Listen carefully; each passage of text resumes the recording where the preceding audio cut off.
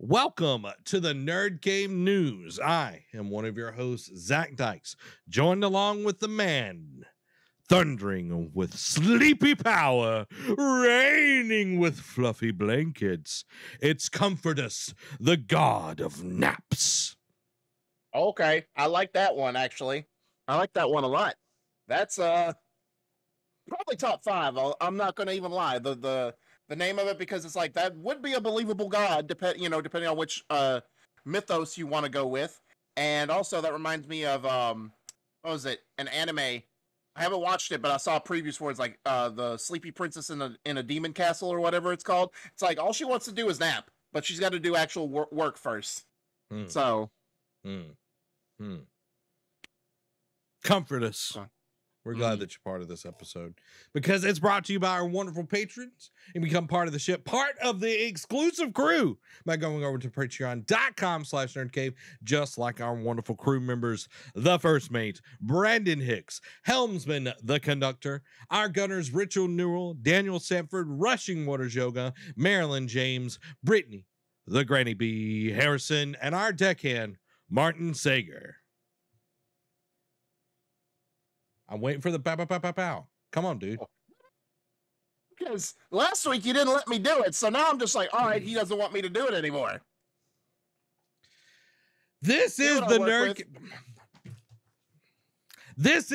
Game News, where each and every week we run you through all the video game news that you need to know. You can watch us live over on twitch.tv/nerdcave network, or you can watch us over on YouTube later, youtube.com/nerdcave network. Make sure to hit the follow and subscribe button so you don't miss out on anything and like it so more people can find us. There is also an awesome podcast version. You can check us out over on Apple, Google, Spotify, Stitcher, and Anchor. Go subscribe and listen to us each and every week. While you're there, leave us a 5-star review because it helps us out a ton. Also on Spotify, Derek, I don't know if you know this. We're also a video podcast over on Spotify. Oh yeah, I forgot about that because I remember you made that announcement earlier this year. That what was it, February? I think you said we were doing, or like late January, one of the two. But yeah, I think it was more like April. I forget that we're a podcast, but yeah, we have that now. Yeah, so for Joe, who has a 6-hour car ride, if he misses some of this or has to dip out early, he can catch the rest of this on his ride there. Yeah, he can catch all of it. Just like you can catch our May Game Club game, our Lego Star Wars The Skywalker Saga is what we're playing this month. We'll see where we're at closer to the end of the month. Maybe we make it 2, maybe we don't. I don't know, guys. I don't know. It'll depend. Have you played any, Derek? Yeah, I started it. The structure is real weird from what I'm used to. It's like a hub world, but then it's like, all right, if you go to here, you can actually do a story mission. Like, I've only done one story mission, and I've done a bunch of exploration. Like, I like the side quest and the puzzle pieces. Like, I like that integrated in, like, that new change to the game. I think that's cool, but it's like the structure to the overworld / missions. It's like, I don't know if I feel this yet. Don't know if I'm in that groove yet. No, it feels like sandpaper on skin for me. I like the combat. Like, I like the upgrades to it. I like a lot of the things that they're doing, but it's just like, where does the story go? Like, where does the mission start? Where does it end? Right. Like, it feels and it gives you a guidepost, but or like it gives you like a little hint, like an arrow. But it's like, even though you know the stories, it's like, all right, gameplay wise, like, why did you think this was a good idea? Yeah, it's like eating pepperoni on a hot summer's day. Yeah. Well, and it's like when you first boot up and you select which, because you can start with, like, you can't play through any of them, but it's like you can start with the first one for each trilogy. So you can play as 1, 4, or 7.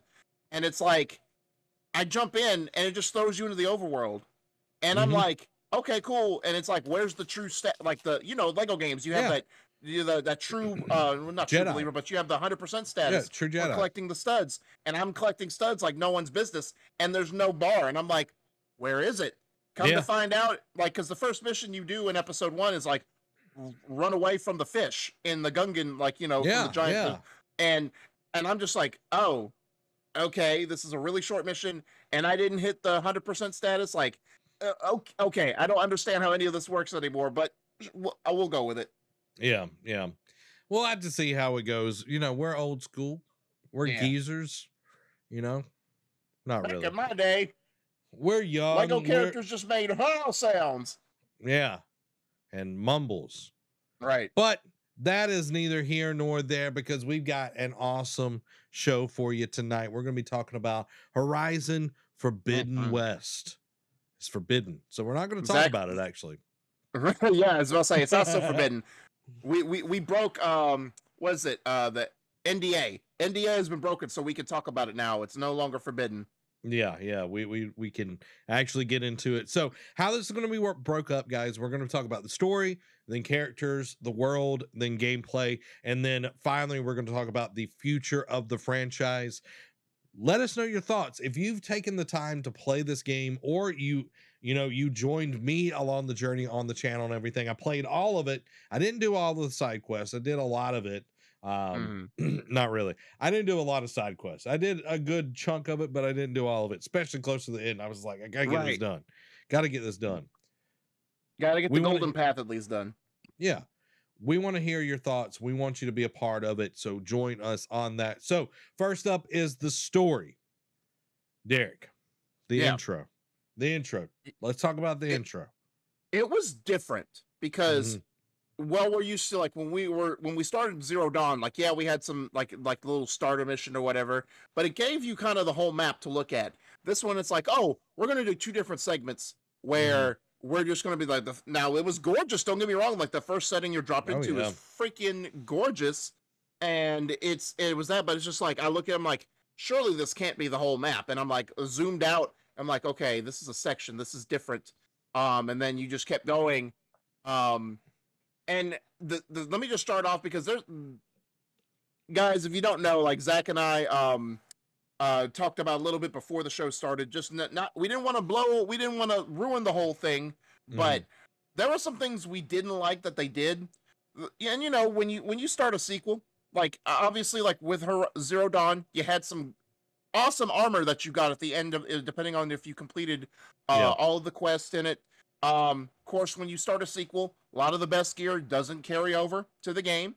And there's plethora of ways that you can write it out, to start fresh and give you a reason. But they were just like, oh, in my 6 months of journeying, I just lost it. I'm like, excuse me? Aloy, you're not a rookie. You're a capable person who saved your homeland from an impending apocalypse, from happening again, and you just conveniently lost all your gear, all your best gear.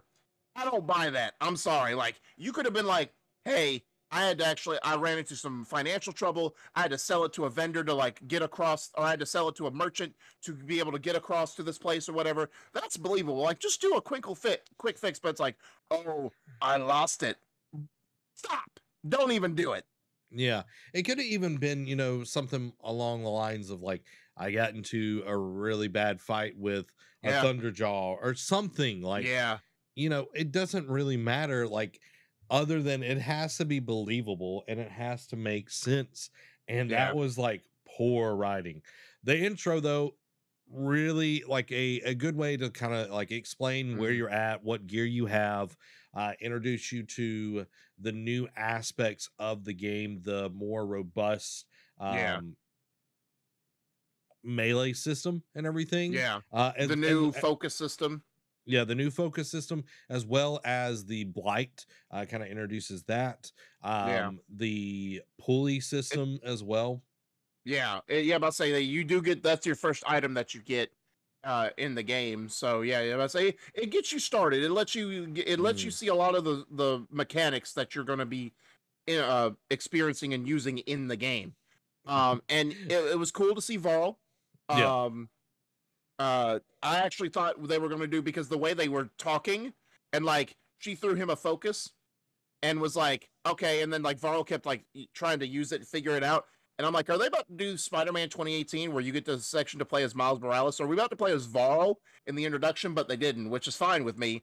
I didn't, I was just, that was just a thought that went across my head because of how they were talking, the dialogue. But yeah, definitely. Dan said, or I ran out of room in my magic bag. Hey, something's better than I lost it. Like that. Yeah. Yeah, it was like it just didn't make sense with the character. Like she's not Yeah. she's not forgetful, she's not careless.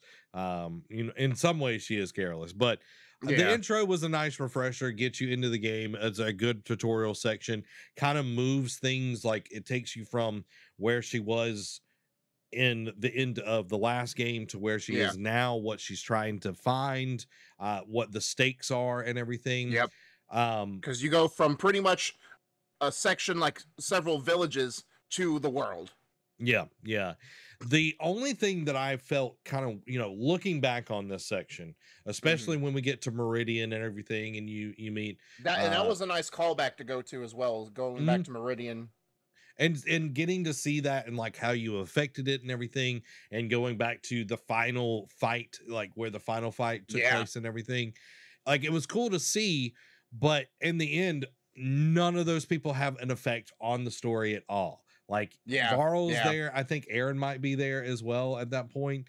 Those are the No, no, only no. two that Aaron, you don't see till you get to the Forbidden West. okay. But you don't see anybody else. And it's like when you're playing the game, like I'm like, okay, I know I need to talk to everybody. I need to go through all of these like conversations and everything. And yes, it's a great way to tie it over from the first game to this game, Mhm. but it literally has no effect on the rest of the game.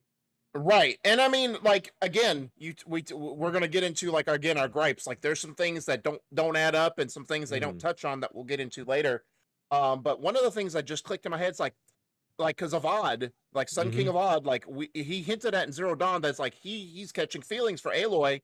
But then he finally confesses, like, no, why don't you just stay with me? Like, we'll build a life together, blah blah blah. And I was like, look, man, you cool.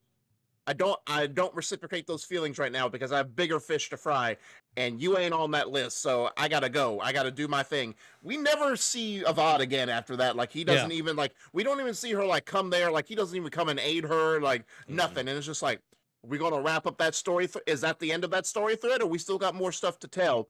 But I do like that, you know, the callback to Meridian. Like while it's not, I didn't want to go through the whole city Meridian, but I did like you got to explore, talk to some people from the first game, even Yeah. though it had zero consequence to the overall story. But it Mhm. was just a nice little touchback. I mean, like, hey, look, these characters still exist in this Yeah. universe.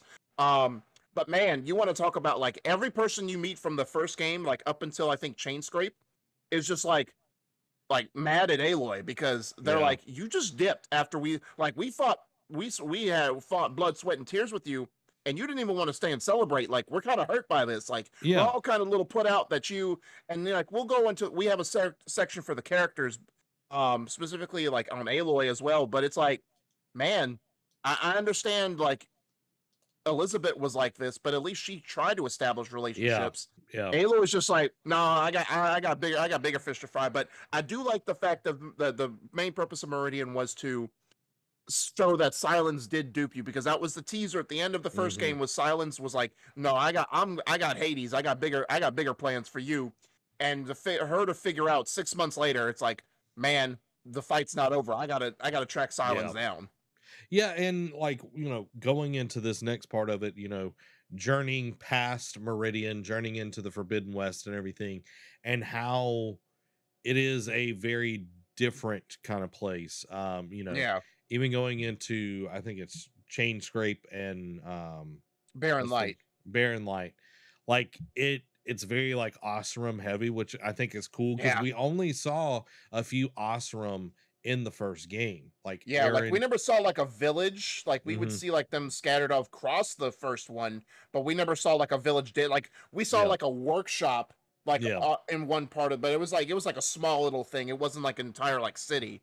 Yeah, and like getting to see that, getting to see how they function as a society and everything, like values. And that dude in Chain Scrape, my gosh, I hated that dude. Yeah, he was a jerk. Varloth or something like that. I can't remember his I stupid name, mean, but he was a jerk. But it was cool that the weapons maker that was like at the end of the first game yeah, was in Chain Scrape. I can't remember her name right now. I can't And remember her like, name either, but yeah, she was the one that did like where like the gun would suck up the coals and fire them yep, out like missiles. Yeah. yeah. And Dan reminded me, the Sun Priest. The Sun Oh my Priest. gosh. I Oh. I wanted to punch that dude so many times in the face. Like he annoyed me so much, and I'm Well, from glad the he got. jump, he started talking very pompous and all that. I'm like, can I just like put an arrow through you or something, or like kick Yeah, you off the cliff? yeah. It's like he was talking down to Aloy, and it's like, do you not know who I am? Right, Like Aloy's not that way, but it's like everybody knows who I am. Like even right. throughout the game, everybody knows who I am. I'm Aloy, fool. I'm Aloy. It's like that But scene from Lord of the Rings with Saruman. So you have chosen death. yeah, exactly. But this whole section, it's got some really cool things. Like I loved Barren Light, I loved Chain Scrape, the Hmm. storytelling. I know we're gonna get more into that. Like Yeah, the side quests throughout this whole section, like really showed me it was like, okay, this game is not going to just be fetch quests. These like the side yeah, stories are going to be a lot more than what it was in the first game, because I felt like a lot of the side stories could be very thin on the yeah, storytelling part. yeah. So I mean, and it does like when you have a massive open world RPG game like that. Like, granted, the developers do kind of do that on purpose just to give you a plethora of things to do. But a lot of people, like especially with people with ADHD or whatever, get distracted and be like, "Oh, what's this question? Like this green exclamation point? Like what is this? Let me go Hmm. explore this." And then you forget what you're doing, and you're like, especially if you had a bad habit like me back in the day of putting it down and not touching it for like 4 or 5 months, and then like, what was I doing? Yeah, yeah, So and like we played it both on PS5 and everything. So like yeah, I like the way that you can track trophies and everything. Like yeah, it does like a lot more on that side of stuff. Um with Barren Light and everything, we have like the I think it's called the Assembly or the Enclave or whatever that yeah, happens. yeah. It's And the assembly. seeing like the Tanakh for the first time and hearing Yeah, all of this about the Tanakh, that they are these savages. bloodthirsty savages, like they'll kill you, they hate people that are not in their clans, and all of Hmm. this. And we see this Karja that had been a part of their marshals. Like Hmm. he really gotten favor of the chief Hikaru and everything. Like you meet him Hmm. and all of this, and then we get the big reveal of Yeah, the big baddie, right, Regala, and they're riding machines. You're like, what in the world's going on? They got machines. right. And And was like, I thought I was the only one who could do that. yeah, exactly. So, like, I thought that was a really cool way to set the stakes at this Yep. point of the game. It's like, okay, you've got to explore. You fought some, machines and everything, but now here come the human enemies because Hmm. the Eclipse are gone. Like that you took care of Or so we those. think. Da, da, Y- dun. Well, you take care of those pretty easily, like Yeah, within, the little bit here, but that story is all sealed up, taken care of. They're not right. anymore. And now this Regala character, she's your new big bad. Yep. Like I thought it was really cool. And getting to meet the different marshals, in just a brief form and everything, Yeah, and then doing the challenge of Regala's champion and everything was a yeah, good way to kind of like that first section, boom, this is what the game is going to be like. yeah, yeah. That was a nice little bow to put on the. That was a nice bow to put on the appetizer of the start of this game. Um, and like you said, like it does set the stakes. Like you're going through there and you're like, man, I'm making really good progress.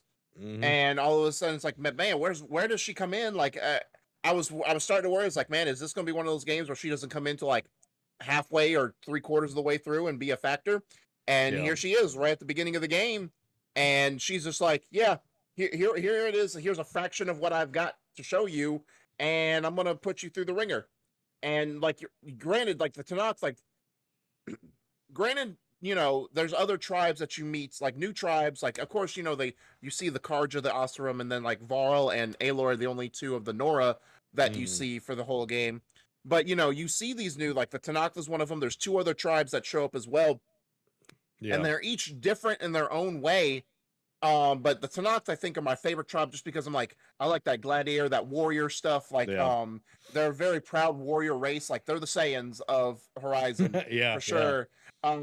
And just to see them is like, all right, we have a rebel faction and we're gonna have infighting, and it's like, oh man, like, and to see Yeah. them caught off guard. you know, because they pretty much, I don't want to say that they're always prepared, but they're like, you know, they train for this. And the fact that they're even caught off guard was like a shocker to me too. It's like, oh, look, we have someone who knows us inside and out that can know how to take us down. Yeah, yeah. And like setting all of that up and where you have to go from here was really good storytelling. Like throughout all of this is really, really cool. Dan talking about the Utaro. I like the Utaro as well. The singing that they have like within Plain Song and their different villages and everything. They were definitely more of like the spiritual tribe. Yeah. Like it was really cool. Like I liked that. It was like just really beautiful music, and the way they went around about things was so different. It was a juxtaposition towards the Tanakh, like all the different like lowlands, the Sky Clan, and the desert clan. The desert clan and everything. Like the Utaru was like completely different. I loved like the woven like how they would like use different like plants and everything to weave into their like clothing and like their structures and everything. Like I know we'll get kind of like into the world and everything, but that is one of the coolest things I think about the game was like the places were so different. Every place felt different. Every place felt different. And somehow they use bamboo architecture, but never saw any bamboo grows. Yeah. That's true. Very, very true. Very true. So let's move through this a little bit more. We get to the base. Like I know there's a lot that goes on there. We get the Gaia kernel that Silence put us on to from the Hades Proving Lab. We run into some interesting characters. We meet someone that looks exactly like Aloy, and that's called Beta. And we see these people that have shiny shields, and this dude is absolutely crazy strong and can't take they're any immortals damage. Apparently. Yeah, it's like okay. And then you got these crazy robots. Man, that whole section right there was just like, you got to be kidding me. Right. You've got to be kidding me. Like, because you hear, because, you know, you need alpha level clearance to get through most of the cauldrons, right? And you hear this and it's like, all right, Aloy is the only version of Elizabeth in existence. Like she can only get through there. And then you hear alpha clearance. Welcome, Elizabeth Sobek. I'm like, oh, hold up. You're like, with the naughty. Back that up. And you see this another version, like I wouldn't say exactly like Aloy, but it's like she has very like, because you can see like her DNA structure is is like lesser, is like more strained than it is with Aloy from like compared to Elizabeth. But it's like, where did she come from? Where has she been? And then you like you said, you see these weird space people like in these weird spacesuits with like abilities and can like fly and all that junk. I'm like, who are these people? Now, granted. They do tease that in the intro level, like when if you scan and like you hear a lot of the audio files, they do talk about this faction of people that did break off from what was going on throughout this whole apocalypse with the Pharaoh plague. But you know, you just think it's like, all right, this is weird. Like you know that because basically, to back up just a bit, the Blight is taking over. It's ruining the Earth. And Aloy's thing is like to find a copy of Gaia. She knows it exists. She doesn't know where to find it. She spends 6 months finding it. And like she heard there's this copy of Gaia here at this thing, like the Zenith base or whatever it is, right? And she's like, all right, let me go check this out. And she finds the kernel, but then this new faction come out that they are the Zeniths. You don't know what they're about. You just figure, hey, why are they here? Why are they now just showing up? And like the robots, like the Spectres, those are not like the typical machines that you see. These are like very futuristic. They look like almost amorphous type of thing. Because they can shield themselves, they can attack, they can stealth. It's crazy. It's like all the machines rolled into one. Or at least all the annoying features you hate about some of the machines. Yeah, definitely. And they come and wreck your world. And then Aloy, we see this thing where like she has this like, I don't know if you want to call it PTSD, but she has this thing where Rost shows up, like starts like she has visions of him, and basically it's like trauma that she never got over, and she just starts like you never we've seen Aloy like get thrown down, but she always gets back up. But this is one of the few times where it's like, hey, look, you don't have like an option B. You just got to tuck tail and run and live to fight another day. Yeah. So this was the first time we actually see Aloy get beaten and not have another option to go with. Yeah, yeah, and like she gets beat up and everything, and we meet a new character from this, Zoe, and Varl's there, Hmm. and like it's her. I know we're going to get into her growth and everything. Like I don't want this to be super long. We're already like 25 minutes Yeah. in, but like her journey to the base that they eventually have and everything is some of the most character development I think Aloy goes through, Oh because yeah. like we go through the chorus, the first cauldron as well during this Yeah. section and everything, and like you see Zoe and Varl, they start their relationship, which I think is like one of the best parts of the game is Yes. Zoe and Varl. Like they make such a good couple and everything. They do. Oh my gosh. Like, and it's like, it's like typical boy meets girl type of thing. Varl doesn't Mhm. like Varl's only been a warrior. He's never had like one of the few women that we've seen him interact with is his mom. And it's like he doesn't know how to act, and he's just like, hey, well, how you doing? And Zoe's Yeah. like, oh, you're so precious. Come here with me. Yeah, yeah. Let me teach you, boy. Yeah. Well, and it's like I'm glad because like we saw Aaron, we saw Avad, even Varl was Yeah. like, hey, Aloy, it's like sorry, like I Up got to the hand. too much work to do. Yeah. Might hear the mosquito machine guy around here, but they finally get to this base. They put Gaia, the Colonel, in there, and we find out that Gaia is real, like she's working and Yeah. everything. It's a real functioning version of Gaia. It's not a malfunctioning one. It is a Right. original code, and for them to be able to Then she help, sets up the grand scheme. She's yeah, like, hey, in order to do this, I need 3 of my 9 sub functions. mhm, Plus, plus, in order to do this, I need to capture another sub function. Well, first it's like it starts with I need to capture this one to do this, which yeah, is Hephaestus. And then, but in order to capture Hephaestus, I need 3 of the sub functions just to be strong enough to overtake Hephaestus. And now, granted, we find out some other stuff later. And before that, we see that Hades is gone, by the way. Like yeah. He gone gone. Aloy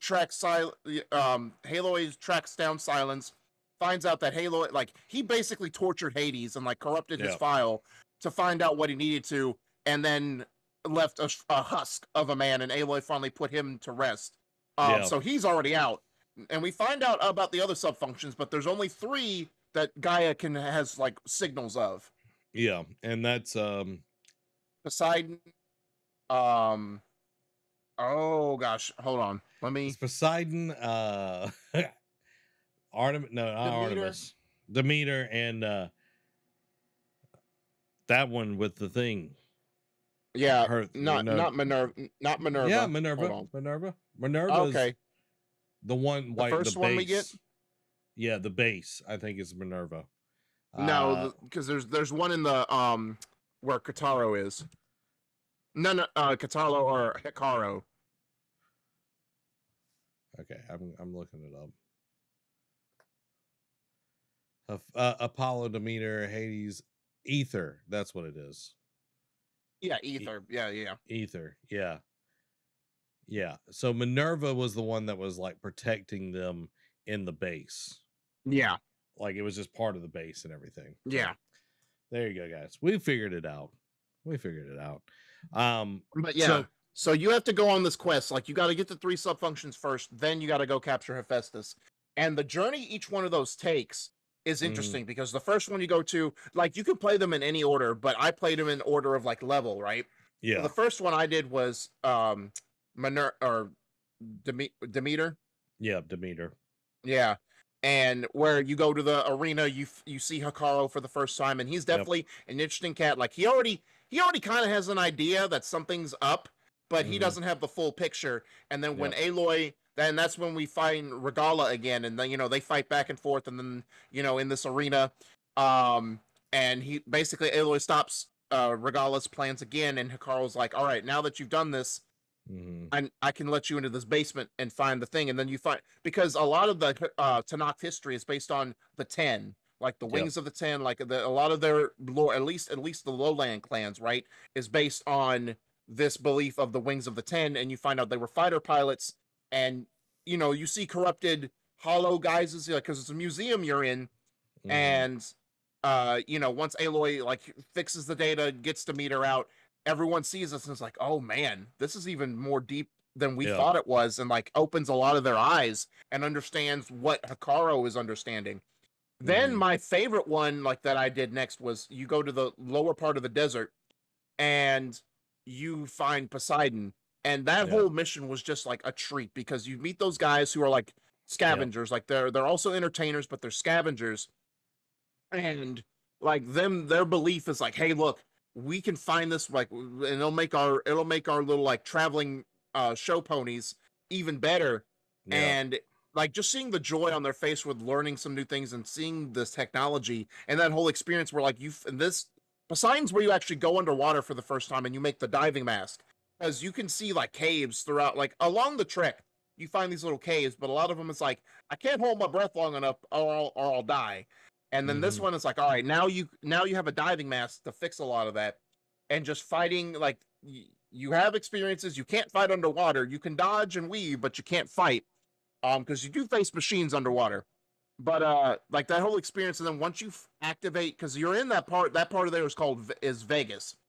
Yeah. And once you activate Vegas, like to find out there's still a power source, is like, and then seeing the wonderment on their eyes is like, oh, this is the City of Lights we've heard about, was just like, for me it was very touching, because it's like, you don't know, it's like when you're a archaeologist or a history professor and you find like actual sites that you've read about or seen about but never actually got to put hands on, and you see this for the first time and you're just like bewildered and you're like, this is like, oh, the stories I've heard are all true.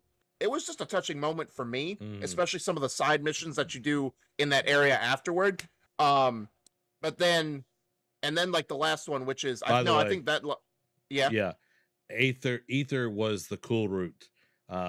With Cool route. Okay, Hikaru. Ether. So Yeah. yeah, Ether. Yeah. Then Demeter's the last one, and Yeah. then Demeter, and then that's, you get introduced to a new faction again. Like is like you come up on these, and it's almost like Last of Us esque, where like you come up and all of a sudden Yeah. you get ambushed, and like you were just waiting for like the wolves to whistle, like, and it was just like arrows start flying. I'm like, what is this? I didn't do anything, I promise.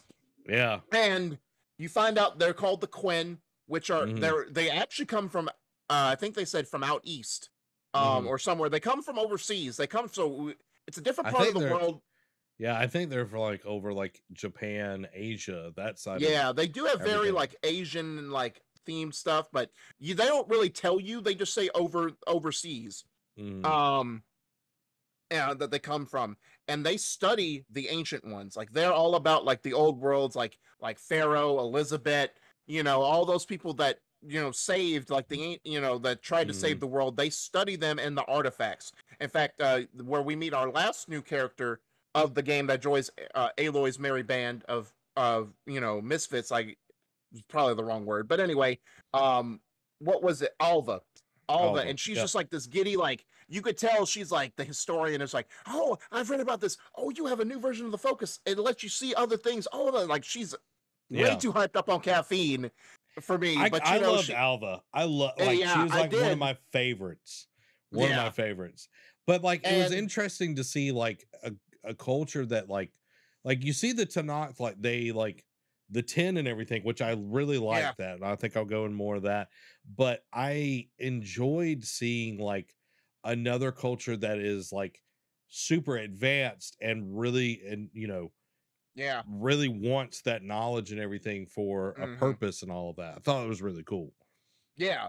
And so you meet them and you're like, cool, they're just a different race, and you go and get to meet her and then you're done.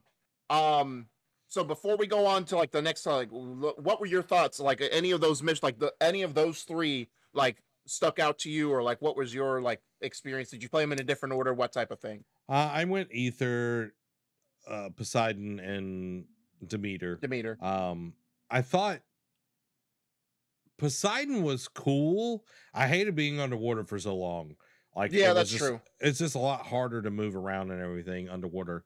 But I did really like the lights and like Yeah. that whole group. Like it was a really cool story, like what they were doing and all of that. I like that. And that's one thing that is really strong about this game is the side missions, the side characters. You might talk Hmm. to them once, but you actually care It's about impactful. them.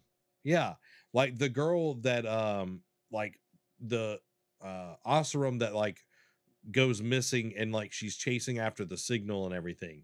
Like her story was actually engaging. Like, you know, why is she doing this and how is she connected to this, and like learning about her brother, learning about like all these things. Like I thought that was really, really good. It's like little mini episodes essentially, like each of those missions. And I think like they just did a really good job on that. It did. I liked the cool root thing. I thought that was really cool. You know, Hikaru's not dumb. I really like him. No, I really like exactly. Hikaru. He didn't become leader of the whole Tanakh tribe for nothing. Exactly. And I loved blowing up the bulwark. Man, I love blowing that sucker up. Oh my gosh. Because he was like, because, you know, he's like, before, because, going back, I forgot about that. It's like, oh, before we help you, you got to have the cool route. You got to have a full participation, and we need representatives from the Sky Clan. And the Sky Clan's like, he can worry about his own battle. That's between him and Regala. I have no part in this, blah, blah, blah, blah, blah. Basically, he's scared because he saw what Regala can do, and he's like, I'm not going to fight a losing battle I see is a losing effort. And the Aloy's like, all right, well, the bulwark can't hide you forever. It's like, you want to bet? I'll stay up here in my fortress as long as I can. And Aloy, like, with her focus, is like, boom, I found the weak point, and then fires it, and he's like, okay, I guess we'll join. And it was interesting to see like everyone's reaction within the bulwark, like how they were like on the side of Aloy. It's like, we shouldn't be hiding. We're Tanakh. We should be fighting. And I really like that about that. The demeanor one, I'm trying to remember everything on it. I know you just explained it. I know that's where you meet the Quen. The Quinn. Remember what else significant happened. My gosh, that stupid Thunderjaw, the Apex Thunderjaw. Yes. My lord, that thing was a beast and a half. Because I'm gonna tell you this, Derek. I didn't play a ton of side quests, so I was a good like 3 to 5 levels below every story mission that I played. Like the last mission, which we're fixing to get into, I was 5 levels under level. Yeah. So that final battle, the very final battle was difficult. So let's move into that. We find out that the Zeniths have a base. We meet Tilda, and she's going to help us take down the Zeniths, because the Zeniths' whole thing is they're going to use Gaia to reset the world and everything, and we've got to stop that because they've taken Beta and Gaia and Hephaestus and all her subordinate functions and everything. Yeah, because they because they see when you talk to Beta, like to kind of give a quick recap, we're not going to touch on any of it. You find out before you can get Hephaestus, you need Omega level clearance, which the Quen help you, and you find out Ted Pharaoh has a descendant, and he's a pompous jerk, just like Pharaoh was. He's not a descendant. He is not a descendant at all. Well, they call him a descendant, but he thinks he's a descendant. He's got the crazy. He's got the crazy, and we'll talk about CO here in a minute. But and then you find out that Pharaoh experimented with immortality, but he didn't do it right, and he became this like mutated beast that you just hear, roars of, but you never see. It's like a little bit of a horror element, but then the base pretty much blows up. Then you come back, and then you capture Hephaestus, and then like Dan said, first major death we've had in this game was Varl died. I called it heartbreaking. As soon as like we started riding off and you saw everybody, I was like, somebody's dying. I said it on stream. I was like, someone is going to die. I was like, it's going to be Aaron. Like, that's who I called. I thought it was too. Okay. I'm glad I'm not the only one, but I was like, Aaron's going to die here. Because like, it was like, okay, Varl has become such an important part of the story, but it makes sense. He's the Robin. Yeah. It made sense why to kill him. Like for, dramatic effect and emotion and everything. I hated it. But it made sense. This and then is where you find the fun out begins. Zoe's pregnant. Like that's even worse. Yeah. So but yeah, then we get to the final battle, because then you're trying to say Beta when in the same sequence that Varl gets killed, they capture Beta. Capture Beta and Gaia. Yeah. Yeah, and because you find out in an audio log that Beta shares that the other three, Apollo, Minerva, and like three of the other subordinate functions, the Zeniths found, and so like, all right, we just need Hephaestus and Gaia. We're golden. Yeah. And golden, they go golden, there. golden. They let Aloy and crew do all the hard work and take it back there. So you have to find them. And exploring the Zenith base was interesting because you had all the specters, and they're seeing the dead machine carcasses. Like, man, like it was crazy because it's like, man, even some of the toughest ones that you fight throughout the game couldn't even put down these specters. Yeah, definitely. Quick question: did you let Regala live, or did you kill her? Oh yeah, I didn't even. Yeah, we missed that. I let her live because basically like she ends up dying anyway from my story run because she becomes a martyr because so basically you have to stop Regala too because you find out Silence's grand plan was to let Regala win or beat Hikaru, unite the tribes, and let them all be a sacrifice because the Zeniths have this ultra shield that can't be penetrated. Because Silence was working on a weapon to stop the Zeniths and kill them. And again, like, well, I'll save it for the character thing. But anyway, Aloy's like, we're not letting you do that. So she stops Regala. I choose to spare her, and basically her warriors are for me. But Aloy's like, I just need you right now. So they sneak on there. They get Silence's weapon that you hint on because there's a mission where you go down to the secret base that the Zeniths are experimenting. Yeah, that's where you to get Beta. And you see they have this final fight, and you see them stop the specters. You see them like, and all of a sudden like Beta, Aloy has this master plan because she doesn't fully trust Silence or Tilda because it's like you two are playing angles. Silence, I know I can't trust you. Tilda, I don't think you're being fully forthcoming with me either. So she communicates with Beta. It's like, hey, you're there with Hephaestus. Upload his programming into the Zenith base to make them build these machines faster. And you just see Thunder Jaws and Slaughter Spines and all these creatures just start popping up like daisies to help them up. And then Silence's weapon works and deactivates the Zenith shields. Like, because there's that brash one, I forget his name, Eric, that like fought what? Eric is his name. Eric, yeah. That's like, he was the one that killed Varl. He was the one that when you first meet him for the first time, is like, oh, I'm about to take you down, savage girl, blah, blah, blah, blah. And they're all pompous, and they're feeling themselves. Silence has let that go, and they're like, oh, our shields don't work. And they just start dropping like flies. I'm like, that's what you get. Yeah. It was a satisfying moment. Like, are we supposed to be scared? And then their shields drop, and then they're like, like they flew away.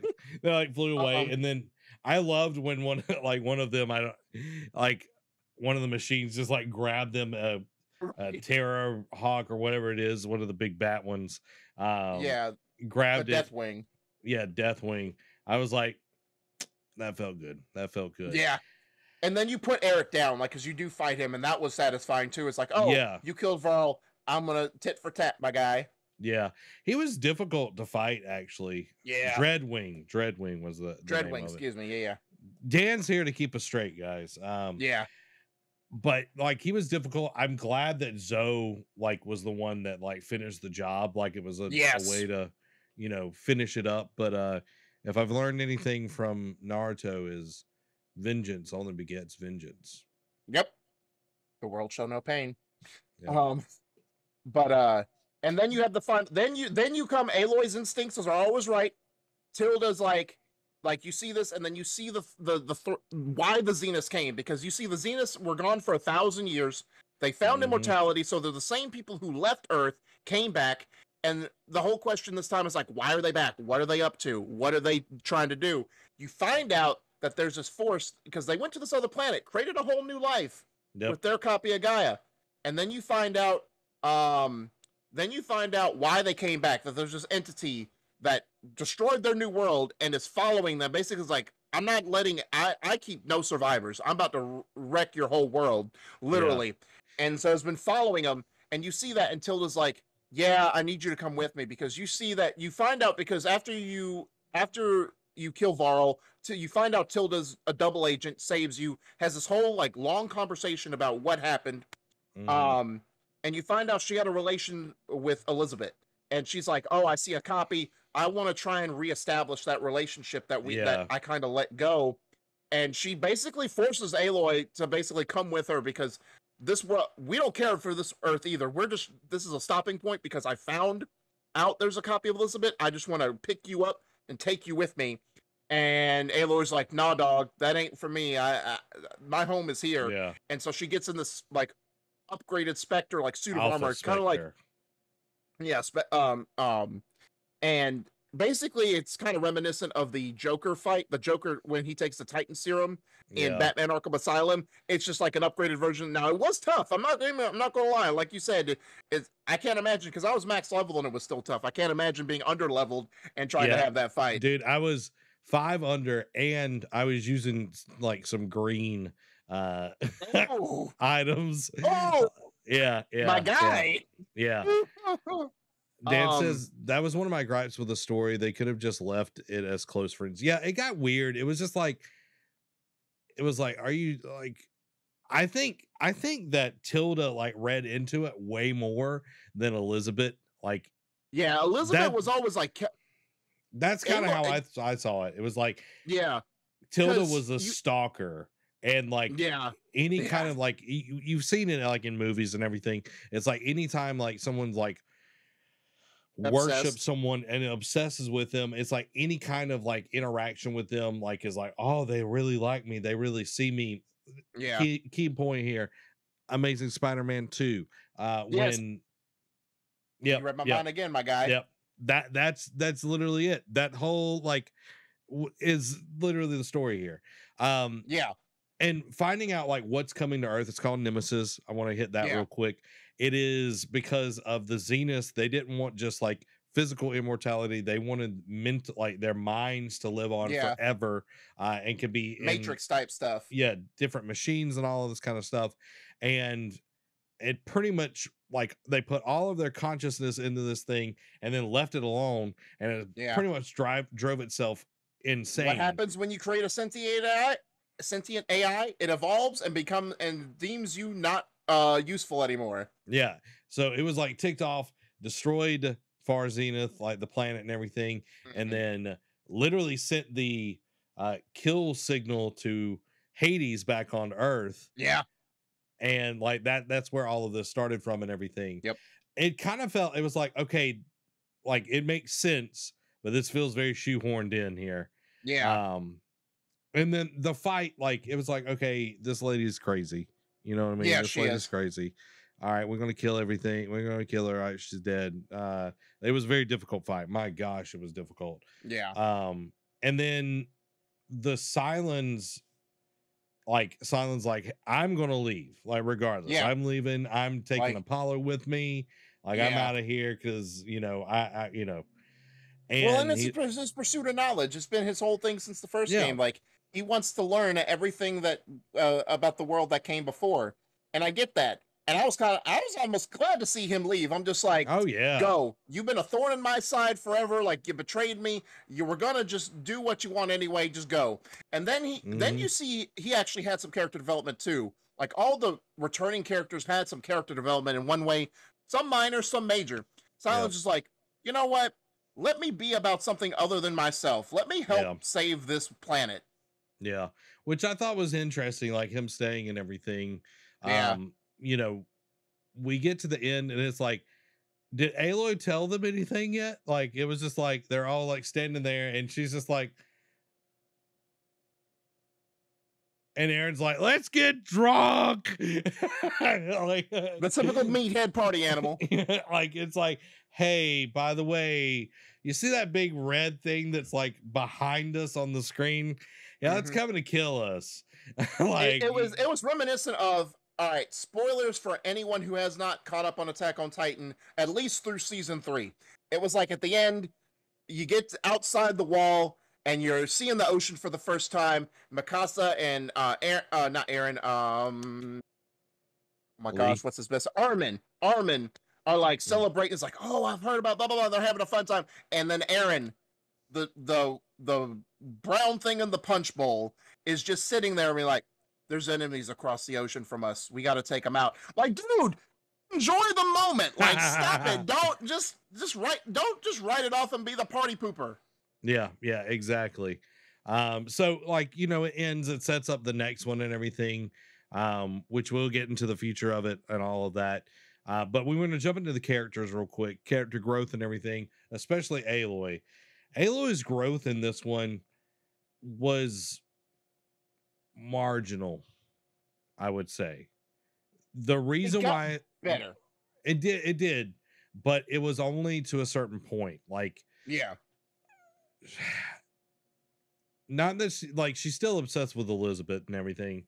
Yeah. I think seeing Beta like really helped her grow as a person. It's not just, like she was like, I got to do this all myself. And I was like, man, if I was Aloy's friend, I would slap her. Like, I would just and that's what Varl basically, like Varl and Aaron basically had to basically tie her hands and be like, we're coming with you. Yeah. Regardless of what you say now, because you ditched us once, you threw us to the side like yesterday's newspaper. We're not letting you do that again. And this is twice. Twice. And and again, like I said earlier, you see everyone you meet from the first game along the way to your trek to the Forbidden West was like, why'd you leave? Like, you kind of just left abruptly. Like, we're kind of not cool with this. And then it was like, I wish I could make it better, but I gotta wait. Like that for like the first hour for the first couple hours of that game. That's all her main dialogue to all her old friends are. I got something important to do. We gotta do this. So I'm like, girl, I get the fact that you don't have time to play catch up with everyone and like explain this, but it's like you're sounding like a broken record. And by the time you get to the base, roughly, she gets it, and she's like, you see her open the door just a little bit and being like, all right, let me let you help. I'll allow you to help.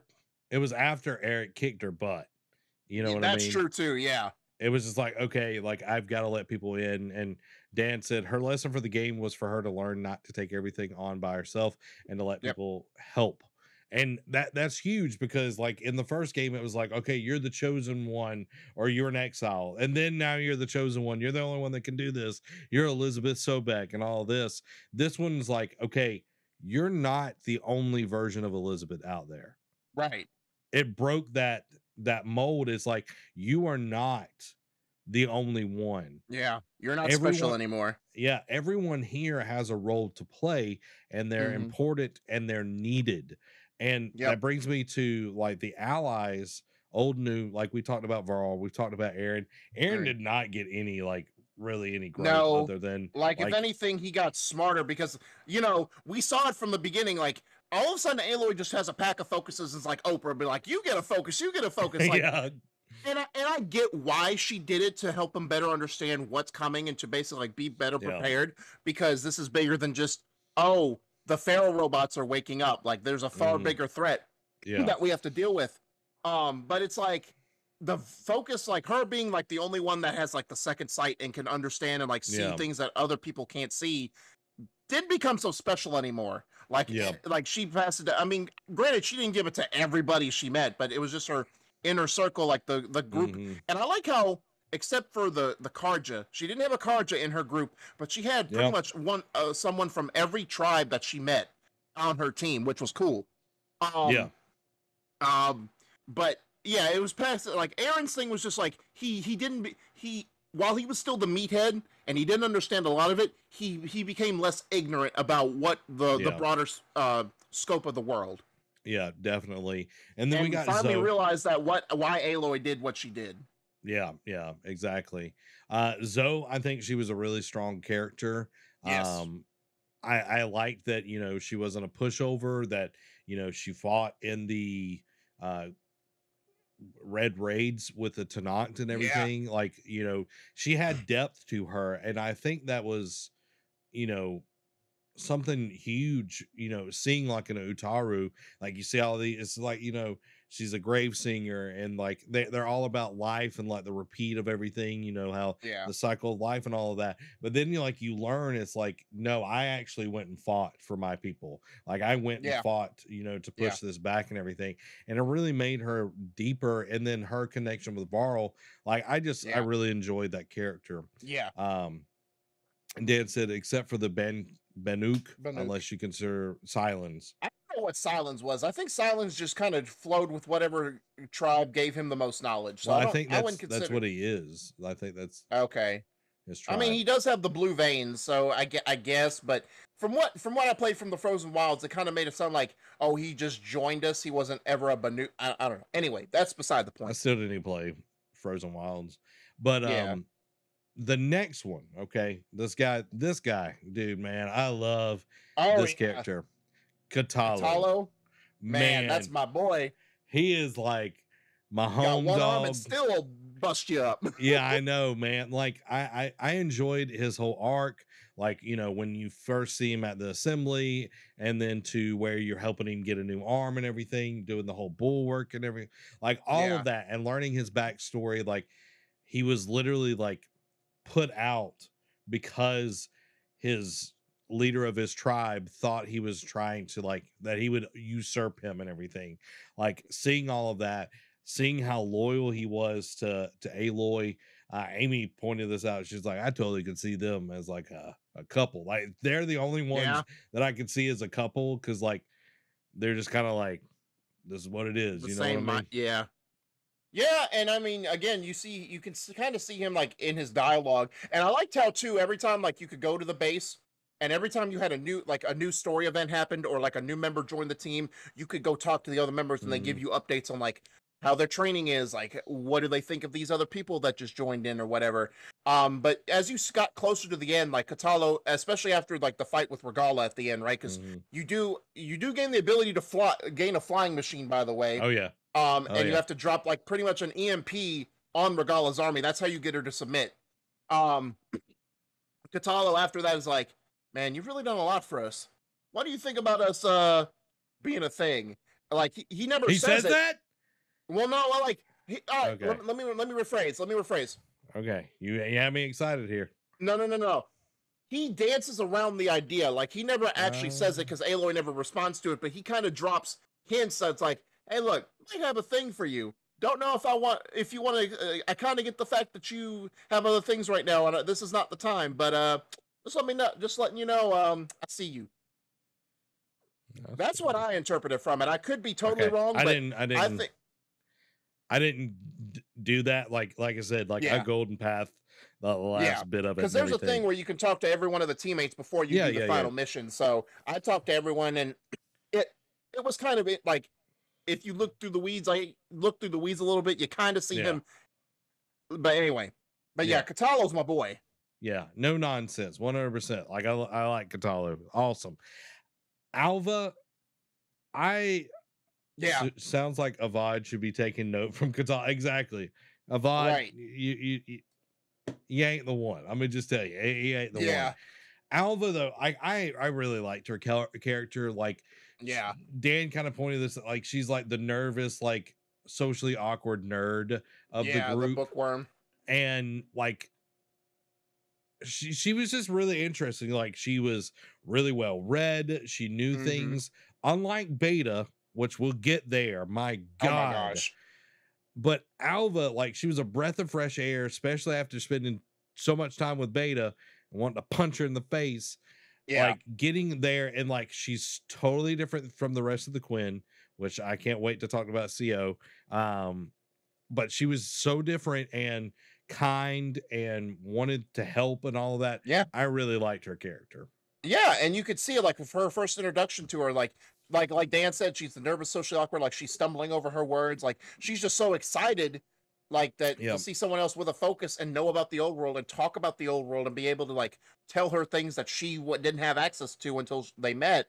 And then it's like to see her come kind of come out of her shell and be like, oh no, actually we should probably do this or consider this, or like, oh, this is what I actually found, and like seeing her pass that on, and then staying, like, getting, because the Quinn left and she actually got a factorum to stay for a little bit just to like continue the mission. And it was exciting. Like, I did like her. I think, and this is not to be like last, but in terms of like this is in no means a slight against her. I think, like, in terms of biggest development was like Katalo, Zoe, and Alva for me. Like, Zoe, like, just like you said, she was like the Miss Independent, you know, like She did things like she's not proud of, but she had to do them for the right Yeah. reasons. Katalo's just that guy, and Oh, yeah. Alva's like, she's like, each one of them like had their importance in the group. Yeah. Let's get to it, Derek. Let's talk about Beta. Oh my gosh. So when you first meet her, right? Like she's just like timid, like you could tell that she went through some stuff, like because the Zeniths mistreated her whole time. They just saw her as a tool, didn't treat her as a person. So you kind of felt for her. But then once you free her from her imprisonment, she becomes a royal pain in the butt. She's oh, you're not as advanced as you need to be. You didn't find this. You were supposed to do a blah, blah, blah, blah. It's like, you're useless to me, basically. You're like throwing the baby out with the bathwater. And I'm like, no, this is like, girl, like, instead of complaining about what we don't have, how about you help us get to the point where we need to be to even be capable of destroying the Zeniths or like taking them down? Like, instead of telling us what we're doing wrong, how about you help us do what needs to be done and do right? Yeah, like every time we'd come back to the base and Varl's like, hey. She's pouting again. Might want to go talk to her. You need to go talk to Beta. It's like, I will punch her. Like there were so many times I was like, let me just slap her. Let me just like, yeah, you know what I mean? Like it was just like, just shut up and help. Like it's like Aloy literally says that at one point. It's like, I am out there doing all of this, and all she's doing is complaining. Right. Like it's like the old adage, you're pointing one finger towards them, but three fingers are pointing back towards you. You're just as the blame, if not more, for this debacle. And Dan says Aloy is constantly taking out giant machines with bows and arrows. She got more talent in other areas. And it's finally when, I forget where it is, but it's short. I think it's before Estes, or like before she gets to meet her. It's one of them. That they finally have this heart-to-heart of being like, look, we're both Elizabeth. Neither one of us is inferior. We both have our uses. Where you're deficient at, I excel. Where I'm deficient at, you excel. Instead of butting heads, let's work together to figure this out. We're both Elizabeth in different ways. I have her strength and her bullheadedness. You have all her smarts and understanding of how the world needs to work and how technology needs to work and what needs to function. Let's come together and figure this out together for the betterment of the world. And finally, the stick gets pulled out of Beta's butt, and she's like, okay, let's do this. And even though there's some things, because she did make Aloy promise to kill her if she got captured by the Zeniths, and she didn't, and Beta could have totally reverted back to her old ways, like, well, you didn't do what you said, blah, blah, blah, blah, blah. I don't need your help anymore. She's like, look, you should have taken me out, but I'm still gonna help you if you tell me you have a plan to save me. Dude, I would have totally just lit her up. I was just like, yeah, just and like, like, oh, what? Triple dodge, all headshots, got it. Yeah. Like, oh man, slow it down. Like I would have just like filled her full of arrows. I'm like, done. We're done. Yeah, but like she did get better. Like I'm glad they had that heart to heart and everything. Yeah, it made me like Beta a little bit more at that point and everything. The last one, which not necessarily an ally, but was like an ally, take her instead of Varl. Exactly. Give me Varl back. Give me Varl. Yeah. But without Beta, the story would not have like been able to end the way it did, with all the programming and all of that, letting Hephaestus out and such. Tilda. I felt like she was a pretty good character. Like, I don't want to go too far into her and everything, like, you know, the double cross, the triple cross, you know, that sort of deal. She just sounded like a crazy lady. You know what I mean? I mean, when you first meet her and she has that hidden art gallery, you're like, okay, this woman is sophisticated. She's knowledgeable. She's cultured. Like, you know, she has her stuff together somewhat. But like Aloy, like when Aloy had that thing, you know, she asked to open a line to Beta, had that talk. Like Aloy in the back of her mind said, look, you're an enemy and the most serious one I fought to this point. You're not just going to help me out of the goodness of your heart without something to gain for yourself. And she like, and she learned her lessons with silence. Like, oh yeah, even though she didn't fully know at the end of the first game, it took to the beginning of the second game to find out. After silence wrecked her whole like trust issues, you know, and she's like, I'm not gonna let this happen to me again. Yeah. Fool me once, fool me twice, third time's a charm.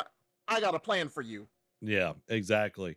And I like again, like I think like Tilda was coming from it's like, oh, there's this version. If I do play all my cards right, I could have Elizabeth and all of this kind of stuff. Yeah. It was like, nah, dog, we don't play No. that game. We don't Nope. play that game. But yeah. Let's go into the characters of the world. I've only got two that I want to talk about real quick. Yeah. First, of course, being the Chief Hikaru. Like I love Hikaru. Like Yeah. he is charismatic. He is like I want to fight for him. You know what I mean? Like, and I like the voice actor, like his whole get up and everything, like his vision for the tribe. I like it. Yeah. Yeah. So, and then who was the other one you wanted to talk about? Deca, which was the chaplain for the Tanakh. And this was more about the religion and everything. And I thought it was interesting that the new tribes like have a different belief system. Like if you look at the Nora, like they had like the the mother and all of this, and then with the Osram, were the machines, the Karja were the sun. Yeah. So everything has, but having the 10, like having like all of these different things, like a warrior based system based off of different warriors and everything. I really like that. But it's like everybody else thought they were just bloodthirsty. But it's like when you actually got to know the Tanakh and everything, like it totally feels different. It's like they're warriors, but they're not just like, let me just drink their blood, you know what I mean? Like drink them out of skulls or whatever, their enemies. What did you think of all the different tribes, like the Sky Clan, the Desert Clan, the Lowland Clan of the Tanakh? Because arguably they're the biggest tribe that we've come across. Like, what other like, we had the Shadow Karja, but they were just like a broken faction, like how Rakala's rebels were a broken faction of them. But this was like the biggest tribe because they had separate entities in them. So, like, how did you like them, like in terms of diversity? I thought it was really interesting. I feel like as the game went on, I didn't spend a lot of time in the desert. You know what I mean? Like the desert tribe, I felt like I spent the least amount of time compared to like the lowlands of the Sky Clan. See, I feel that way about the Sky. The Sky, I felt like I didn't, like I just blew through it after the bulwark thing and that was it. Yeah, I would like there wasn't even a mission with the, not that I remember, with the Desert Clan. Like I don't remember it's that. mainly side quests. Like there's pretty much like a warring, like there's two parts of the Desert Clan warring, like to be leader of it. And you have to basically they have a fight and Aloy has to choose which one lives and which one dies, or like which one she wants to follow, and then the other one gets killed. Okay. See, like if it's not in the main story, like I know, okay, right, side quests and all that, it's still part of the game, but it's like the main story like took me through the Lowland and the Sky Clan more than I even really just saw like them at the assembly, or that's about it. I do like how it is very different, like with even like the ecosystems, the biospheres, as we would call it with Returnal and all of that. But like I really liked the Tanakh as a whole overall. I liked the Utaru as well. I thought like having those like together was really, really cool. And then of course the Quinn were interesting. Are there any characters, like I'm gonna get into the villains here in a minute, but I just have one. It's the group. It's basically goes back to the Vegas. I don't know if they're brothers or just friends, but the traveling band of entertainment. Like even after the Vegas thing, like you go back and there's one that you can collect an orb. Like you collect, like there's a collectible of the thing where you can collect these orbs, and you're like, what purpose does it serve? You find these band of merry followers, and the lights when you turn them on in Vegas, like they have themed holidays, like Valentine's Day, Christmas, New Year's, and you find these orbs and you give them to one of the guys, and the lights change, and everyone's like, oh, what is this? Like they're trying to figure out what holiday they tried to represent, or like what's the significance of it.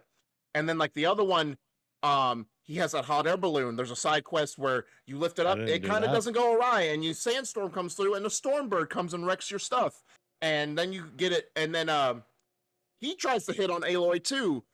Because once he gets like, as you go back and he gets it worked out, and you just kind of up there, you have this continuous dialogue with him, and he's like, "Why don't you come with me and be part of our traveling circus?" And Aloy's like, "Nah, bruh. Again, I got stuff to do." But yeah, each one of them like had like just the interactions, like the different dynamic between the three, because they were at each other's throats because they were about ready to call it quits. But then when Aloy helped them out, they're like, "You know what? We can thrive with this. Like we can actually make a living off of this." So just seeing them, like, I think that was like, because it wasn't like the first one, right, where every major character you had dialogue with helped you out at the end of the fight. You just did your interaction and you went on. With as many characters as you met and had significant dialogue with, I'm kind of glad, because it's like that would be too many to keep a count of. Yeah. But like that was to me the most. Right, exactly. But outside of like the main path characters, those were like the most significant to me. That stood out to me. Yeah. And guys, if you played the game, put it down in the chat. Who were some characters that stood out to you outside of the main ones? Because we know Katalo. You know what I mean? Yeah. Enzo. We know. We'd love to hear. Villains. I got a list of them real quick. I want to hit the first one because I've been hinting at him for a while, because I consider him a villain. CEO or CEO of the Quinn. Yeah. My gosh, this dude, I was so ready for him to die. Pompous to a T. Oh my lord. Like he was. And like, I love that Alva was like he's like giving you like the eyes, is like he's crazy. Yeah, but he's crazy. No, don't take him off. Do as he says. You know, and like even making you like dress up like Elizabeth, and like he's dressing up like Tim. And even after that, Aloy comments is like, "Oh, I can't believe he made me dress up in this." I'm like, man, yeah, like you'd want to talk about pompous. Yeah, and like just, but his demise was so worth it. So well worth deserved. It. Oh man, it was great, because I was playing through it. I was like, man, I just want to kill this dude. Like, I hope I get to kill this dude. And Dan was like, oh, just wait. And that was like one of the best parts. Yeah. That chief that was like, let's get married. Oh, the Sun King. Yeah. Yeah. That was Amy's. Like, I was like roasting that dude. It was like, no. It was like, no, bro. Goodbye. Yeah. But yeah, like him as a side character, like I know he was only there and for a little bit, but like he really stuck out to me because he was like, a nut job.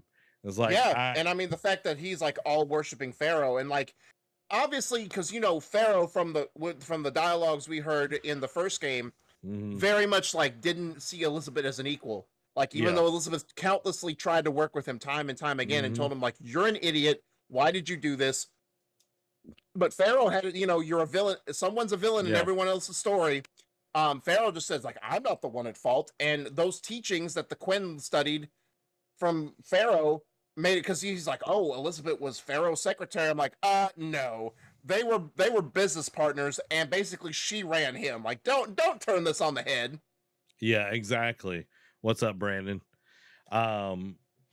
Like just that whole like section, it was just like, man, I can't wait for him to die. And it was just interesting to see like how their whole like setup works and everything. You know, the emperor, and he's the nephew or the cousin of the nephew of the emperor or whatever, you know, it's just like, ooh. But it was also interesting, like during that is like the things that you could scan in like the bunker and everything for, and like having like the story develop of like what was going on down there. Yeah, like how Pharaoh basically became deranged. Like you see like, oh, we're down here, someone's gone missing. Pharaoh's basically trying to cover stuff up, and then it's like, oh, he's also wanting me to work on immortality. I don't think I could do this. And then Pharaoh's like, you're no longer useful. Yeah. And just like murking people, like they have like a chip in their head and they're just, I'll just turn you off. Yeah. You know what I mean? Yeah, exactly. Brandon says the fact that Pharaoh was still alive, but in a different form. Yeah. I know. Like that was crazy. Like he was alive. Yeah. But Pharaoh no more. But was he really alive? Like I would have liked to seen it. You know what I mean? Yeah. Like I would have liked to seen it. Like it was like, okay, he's there. Like, I want to see this. You know what I And mean? that shock on Aloy's face when she's reading the files, and then CO comes in there and is like, open the door, and Aloy's like, I don't think you want to do that. And then it's like, oh crap. That's what she Yeah. do. Yeah. So Yeah. So he was an interesting villain. Regala. Okay, let's jump into Regala.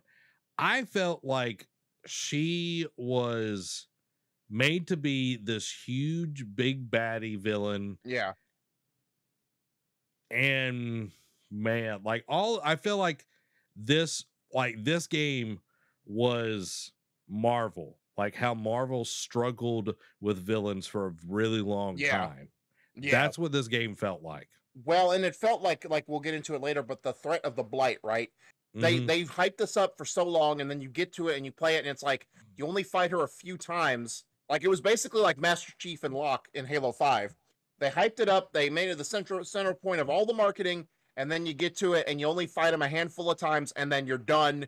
Yep. She's outlived her usefulness. Like, granted, yes, I know they can't give the broad scope because they're trying to keep the main part of the story under wraps, Yeah. but it's like, don't hype up, like, you can hype up whatever else. Like, you can hype up the world, you can hype up the threat, whatever, but don't make it seem like Regala's the big bad and only fight her like 3 times. Yeah, yeah. And that brings me to the Zeniths, which we get Gerard, which we never fought No. at all. Tilda joined your side, but you ended up fighting anyway. Yeah. And then Eric, you know, we fought him, which I thought was a good fight and everything. Yeah. But it felt like the Zenith that was, okay, this is actually the big bad. It's like you really didn't get that, you know, satisfaction. And then when Tilda, you fought more Spectres than you did the Zeniths. Yeah, exactly. When Tilda turned on you, you're like, okay, like I'm not even fighting, like I'm fighting another Spectre. I'm just fighting a big Spectre. Exactly. So that just can move like a Zenith. Yeah.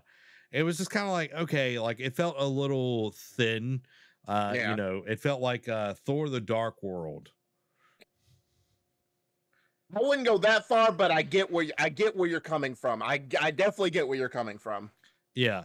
It was just like the villains just felt thin compared to the last game where it was like, okay, Hades and the Eclipse. Like they were the baddies. This was like, it felt felt them from the beginning of the game till the end of it. This is what it was like. It was like Spider-Man 3. There were way too many villains for it to be concrete. Yep, 100%. So, and I was going to say Amazing Spider-Man 2 as well, but Spider-Man 3 is definitely a better example. Yeah. Brandon says, I feel like she... Go ahead.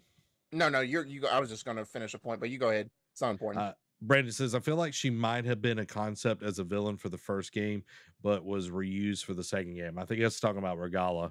Yeah, I mean, I wouldn't be surprised, but I mean, that would be tough to explain, because they were trying to build so much lore in that game. That'd be tough to explain. It's like, all right, she's from a different tribe, and try to like shoehorn that in, you know? Yeah.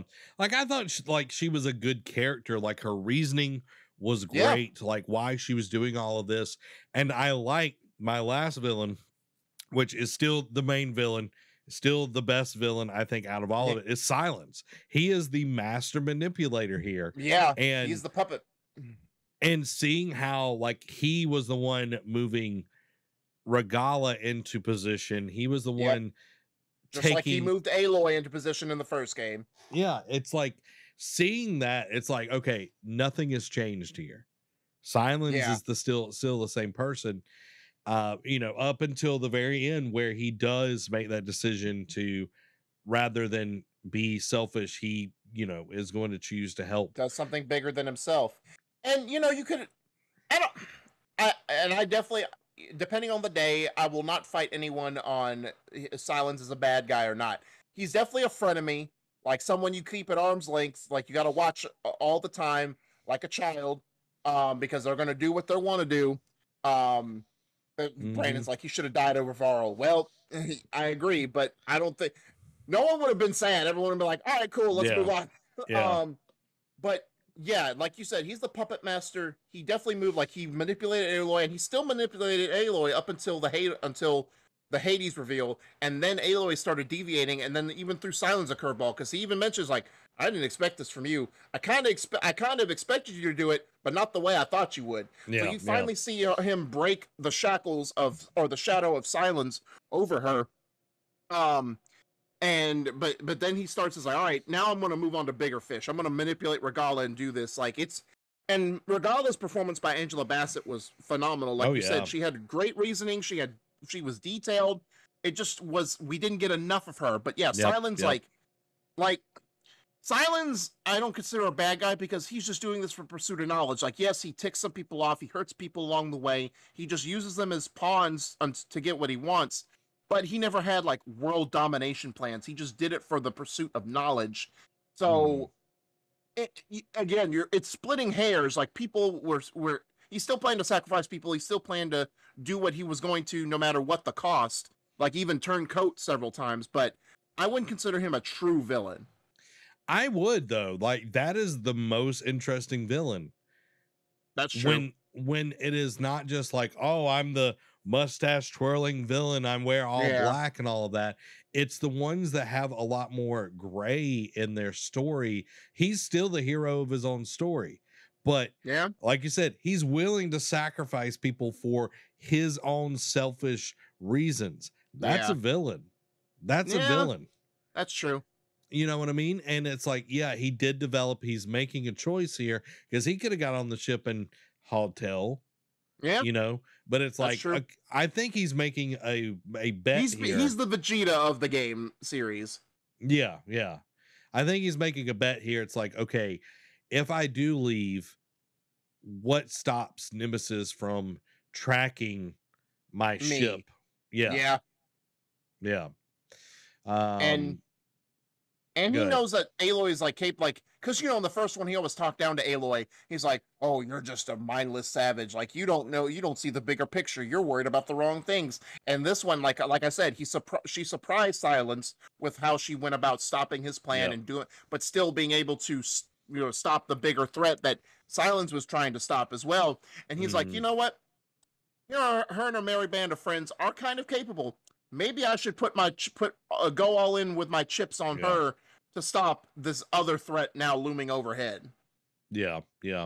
So I like that. Aloy grew as a character in this game. Yeah, I think she did. I think the first game, like, she grew, but it was very small compared to, like, she didn't grow a lot, but she did definitely grow in this one. So we'll see what she does in the third game. We'll see. Maybe she'll grow 10 foot tall. Not that kind of growing. Well, actually, then at that kind of growing, she grew a lot more in the first game because we played as like little kid Aloy. Anyway, let's talk about the world, and we're going to get into the gameplay. We kind of hit this a little bit faster since we're an hour and 23 minutes into the show. Yeah. The venues, like, we had several different towns throughout all of this. I did not get to explore all of them. But the one thing that I did see compared to the last one, I felt like everything kind of was like the same. It's just like put stuff in different places. This one, I felt like they were very distinct from each one of them, especially when you went from, let's say, Chain Scrape to this Bulwark. It's very different throughout all of it. Just like the cool route to where the Quen stayed, like very different biome. Like, it's the same biomes, like, except this time you got a beachside type of venue to explore. But yeah, like, the world was definitely felt more lived in. Like, yes, there were still ancient ruins, but it felt like the tribes had settled in more here than they did in the first game. Like, where, like, you had some pop-up stands here and there, but in this one, it's like, all right, we established base. This is our home. Like I said, like with the Tanakh, like the Desert Clan, the Lowland Clan, and the Sky Clan all had different venues, and they all made it feel like they were part of the tribe. Like, you even saw like their outfits, their garbs, their face paints, all matched the places where they live. So it's like, it made them feel like they took ownership of where they lived, rather than just like, oh, we're just passing through here, we're exploring some ruins, la-di-da-di-da, how you doing? But it's like, no, they know the territory, they live in it. Yeah, and that was nice. It wasn't just like an NPC like just placed somewhere Yeah, because we need like, you know, a a place to quest to restock or yeah, right. or a quest or whatever. I did like, you know, Brandon brings up, you know, some locations had outfit dyers and some place had face paint. Some place would have cooks, you know, just Yeah, different things that made it feel more interesting. Like yeah, I think it's like Falls Edge looked really cool yes, compared to, you know, just like a little smaller village or, you know, Plain yeah, Song having all those huge dishes. Like there was just so many different places that really stick in your mind. You know, Vegas, like you were talking about, yeah, has a certain look. Like as you're flying over, like you can see all of these things. I really liked what they did with the world here on this one. yeah, Yeah, and Brandon brings up, I like the person that would tell you rumors of places you haven't been to certain yeah. Like locations. Yeah. to kind of get you to explore more of the world, and I thought that Hmm. was genius too. Like it's like the subtle things. Like, well, yes, while we have our complaints with some of the stuff they did a lot of stuff for the Oh better, yeah. and it was like, hey, we're gonna get you to explore this world. It's like, hey, did you hear about so and so this rebel camp down here? They're stopping Hmm. this. Like, why don't you go take them out? And it was like, all right, I'll go check that out, and it would mark it on the map. Um, and it also like I don't know where I was going with this, but it also like the marshlands too. Like, yeah, we had Hmm. it was like similar biomes, but I mean, there's only so much you can create in all these open world games. But again, it all felt different. Like, yeah, it might have been a desert just like the first one, but it was different. And especially seeing like the corpses of these like Horus machines, Yeah. like just scattered across. Like you saw them somewhat scattered in the mountaintops of the first one, Hmm. but not really throughout the whole world. This one's like once you cross into the Tanakh territory, it's like you see Horus machines all over the place. And it's like, man, this feels like you could actually tell the battle was here a millennium ago. Yeah, exactly. Like it felt like there was something here. I felt like, you know, where the Nor and everything were, like they had got slowed down just enough for, you know, Zero Dawn was doing its job and everything, Yeah. to take care of it and all of that. Um, Braden says we better be able to fly at the beginning of the third game. Yeah, we'll get to the future of the game and everything.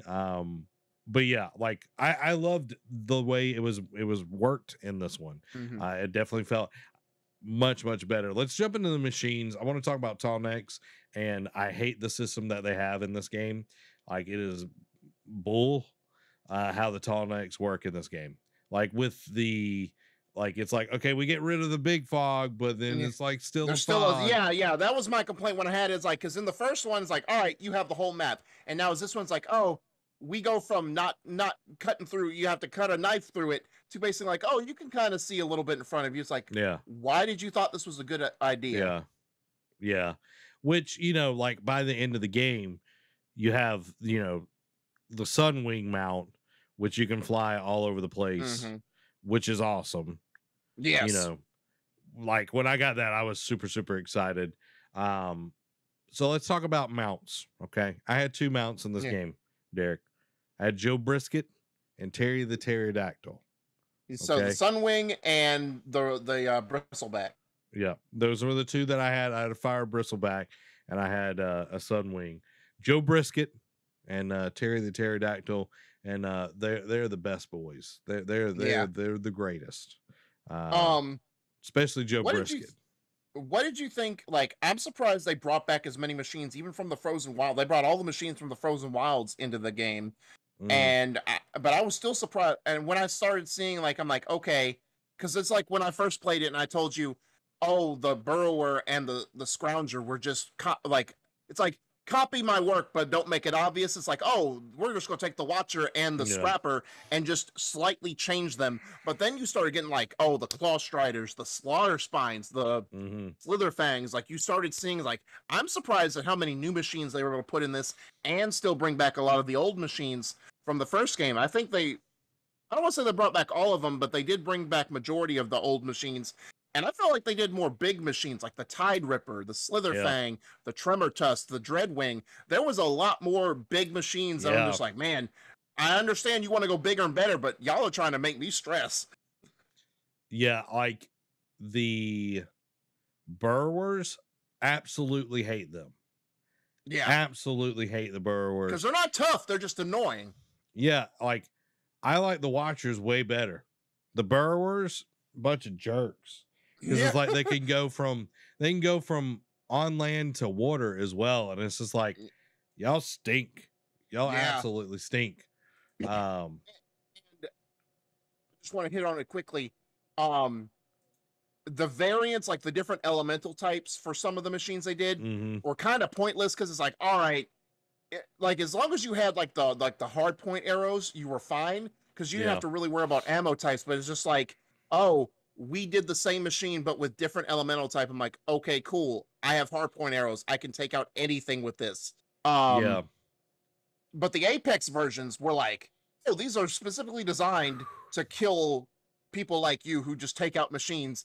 We're harder, and you could see it like if you go analyze them and like hit square on the controller and it'll switch the variants, it'll tell you what level they are. Like some Mhm. jumped up like 15 levels, and I'm like, man, why are you trying to hurt me like this? Yeah, exactly. Like the Apex ones were definitely a challenge, especially when you had like a pack of like Apex, like different, ones. Yeah. It's like, oh, this one's like shock, and now this one's like fire. It's like you're having to like switch back and forth and all of that. There was one part, it's after you get the ability to fly on the Sunwing that they unlock like two places because there's just like hidden question mark in black and then like a Tremor Tusk area in black that you can't access, but you can go to there. That Tremor Tusk is 2 Apex Tremor Tusk. I'm like, no, I flew right past them. Like, not today, not That's dealing why with that. that's why you get one of those bombs and you bomb it. Like you just keep Yeah, bombing it. exactly. You know what I mean? Yeah, the Slither Fangs, like that was a really cool design. I know we fight one of those earlier on in the game, and they're Yeah. throughout, like you only have to like fight one twice. You have like actually in the Yeah. story, in the cool route, and then earlier on and everything. I thought those were really cool design. I Yeah. don't like them, but it is a really cool design. And one thing, like, first of all, what is their obsession with burrowing machines? Because good lord, like you had the burrower, you had the rock breakers that they brought back. Then they did the slither fangs, which can burrow. Then the shell snappers can burrow. I'm Yep. like, where does it end? Like, please Yeah. give me a break here. Yeah. And the other thing was, oh, what was it? Oh, I had it and I lost it. Oh, as you went through the story and fought more types of the machines, like after you fight a Tide Ripper for the first time in Vegas, they start popping because you know if you look at the map frequently, you can see where all the machine hotbeds are. As you progress, more of the big machines start popping up in different, like all of a sudden in the desert around Vegas, a Tremor Tusk and a Slitherfang site popped up. And in certain parts of the map with water, Tide Rippers would show up. I'm like, you weren't there before. Why are you showing up now? And then Dreadwings would have like designated areas. I'm like, okay, so the world changes. It doesn't just stay the same. Yeah. I think that's really cool though. As it goes on, like it does develop more and more. I do like the Tremor Tusk. Man, if I could like be able to it, right on it, that would be dope. Talking to you, Gorilla. Horizon 3. Let me ride a Tremor Tusk. Machines though, I loved them. I think they did a really good job. I'm curious where they can go next. Like exactly what we can do. I feel like they kind of did through too many. I know they wanted to try and make it bigger and like give you more variety, but I felt like they tried to throw too many new machines at you too. Yeah, like I think it was like it looks like a baboon or whatever. The clamor jaws. Like I didn't see one of those at all. Like literally at all in the game until I was like at the Zenith thing, and I was like, I kept like pulling like stuff off of them or whatever. I was like, I never even fought one of these. Yeah, like I hardly spent time in the lowlands. Yeah. Brandon says, I want to override a Slitherfang and ride one of those. Yeah. But it's like I literally missed a whole like type of machine just because I didn't you know what I mean? So but Tremor Tusk are pretty cool. I like them. Yeah. Now, next question before we get into the gameplay. Was this map better structured than Zero Dawns? What do you think, Derek? I like it because, like we said, it feels more lived in. It feels more distinct. A lot of places, like the tribes take ownership rather than just live there. You know, like there's living and there's living in the things. Like they weren't just living there; they were living in the areas. I did like the and it like. Granted, there was more machine types, especially bringing in the Frozen Wilds, you know, machines into there, but it made it feel like more machines inhabited this. Like, yeah, and they even hit it as like the Savage East and the Forbidden West. And you saw everything was bigger and badder out there, and it made it feel like it was more distinct. Like I said, especially with the Horus machine carcasses strewn throughout, it definitely felt like you could tell the war happened here. Yeah, yeah. It's like, why are you calling it the Savage East? It's like way more tame. Way more exactly. Tame. Way more tame. But I think to an extent, like, yeah, they could have done some things better, but I think it was definitely more diverse. And like, granted, it's easy to say because, oh, the sequel, like what of a new franchise, like, oh, it's easier to do a sequel because you can right the wrongs of the first game and improve upon some stuff. But you could still also mess it up. Like Far Cry, when they did from 4 to Primal, they just copy and pasted and just put a prehistoric version of the map in that game from 4. They could have easily done that, but they didn't. They're like, hey, let's add some more. And then like to do like more areas, because you know the like most of like the hidden areas were like when you went to cauldrons or like explored some stuff, but it's like, hey, we have sunken we have sunken areas for you to explore, we have desert wastelands for you to explore. Like it definitely felt like the map was also, while it was stretched horizontally, you could also go more vertical too. Yeah, I agree 100%. Like Brandon says this one was built better than the first one as well, and I would 100% agree. Like the first one, like I felt like there was like memorable places, but it was like mostly like the big cities, you know. Meridian, Karja, that's it. Yeah, exactly. Like other than like the like Nora like home base, like you don't really remember that much from the first one because like again, it goes back to like how they were really made and everything in the first one. Like it was a beautiful game, played well, all that good stuff. But like looking at this one, it's like there was so much more intricacies with each location, and you know, so that's that. Let's jump into the gameplay, Derek. Let's jump into gameplay. Quests and their structures. Here are my thoughts on quests. I felt like most of the quests that I played, because I haven't played all of them, they were way better, and I've said this already in this episode. They were way better than the first game, and I had time to care about the characters that I was actually talking with. Even though I would never interact with them, I was caring about their story and actually cared about what was going to happen to them. Unlike the first game, it was just like, I just need this so I can get something from you, so I can go buy something. Yeah, and I agree. Now I do feel like that they added, because when you look at the quest types, it was like a long list. Like, you know, you had a few of things in, not to say that it was like much longer than Zero Dawn, but it felt like there was a lot more they were throwing at you. But I feel like some of them were like thrown away, like the little race. There's like a little like machine race you could do, right? There's only a couple of those, like, and it's like, okay, why did you make this a quest if you're only going to do it? I'm not saying you have to have 40 of them, because we don't need a Ubisoft in here. But if you're only going to do 2, why even bother making it a thing? You know, like why even making it a quest? Like you could have devoted that to doing more of this. But like you said, especially like the side quests, like the side quest in the first one almost felt like another version of main quest, but this one they really dug deep. They made it longer. They almost made it as long as a main quest, just with not as many cinematics. You know, even errands felt like, you know, they were important. Like some of my favorite ones were the salvager contracts, because you got to explore and like, you know, take out stuff. The only thing, again, like that this is like Spider-Man 3, they throw so many different things that they didn't hit on all the marks and then flesh out. They kept telling, like, after all the salvager contracts, they said, oh, well, we're making this armor for so-and-so. Like, it's a contest to make the armor. And I was thinking, okay, we're going to have the winner and you get to earn that armor at the end. That never came to fruition. And I'm just like, what was the point of doing all these contracts, getting them, if we don't see how it ended? Like, I'm not saying we had to even get a thing of armor, but we never saw it fully fleshed out. Like, all right, was it worth it to do all these salvager contracts? I know Brandon and Dan were talking about that armor. I think you do get it. Do you? I like, they can chime in the chat. Like they were talking about it when I was playing the other day. Um, I'm pretty sure that's like they were talking about the salvager stuff because I did not touch any of that at all. Yeah. Brent says multiple side quests you had to wait to complete until they unlocked a certain part of the story. Yeah, like I definitely could see that.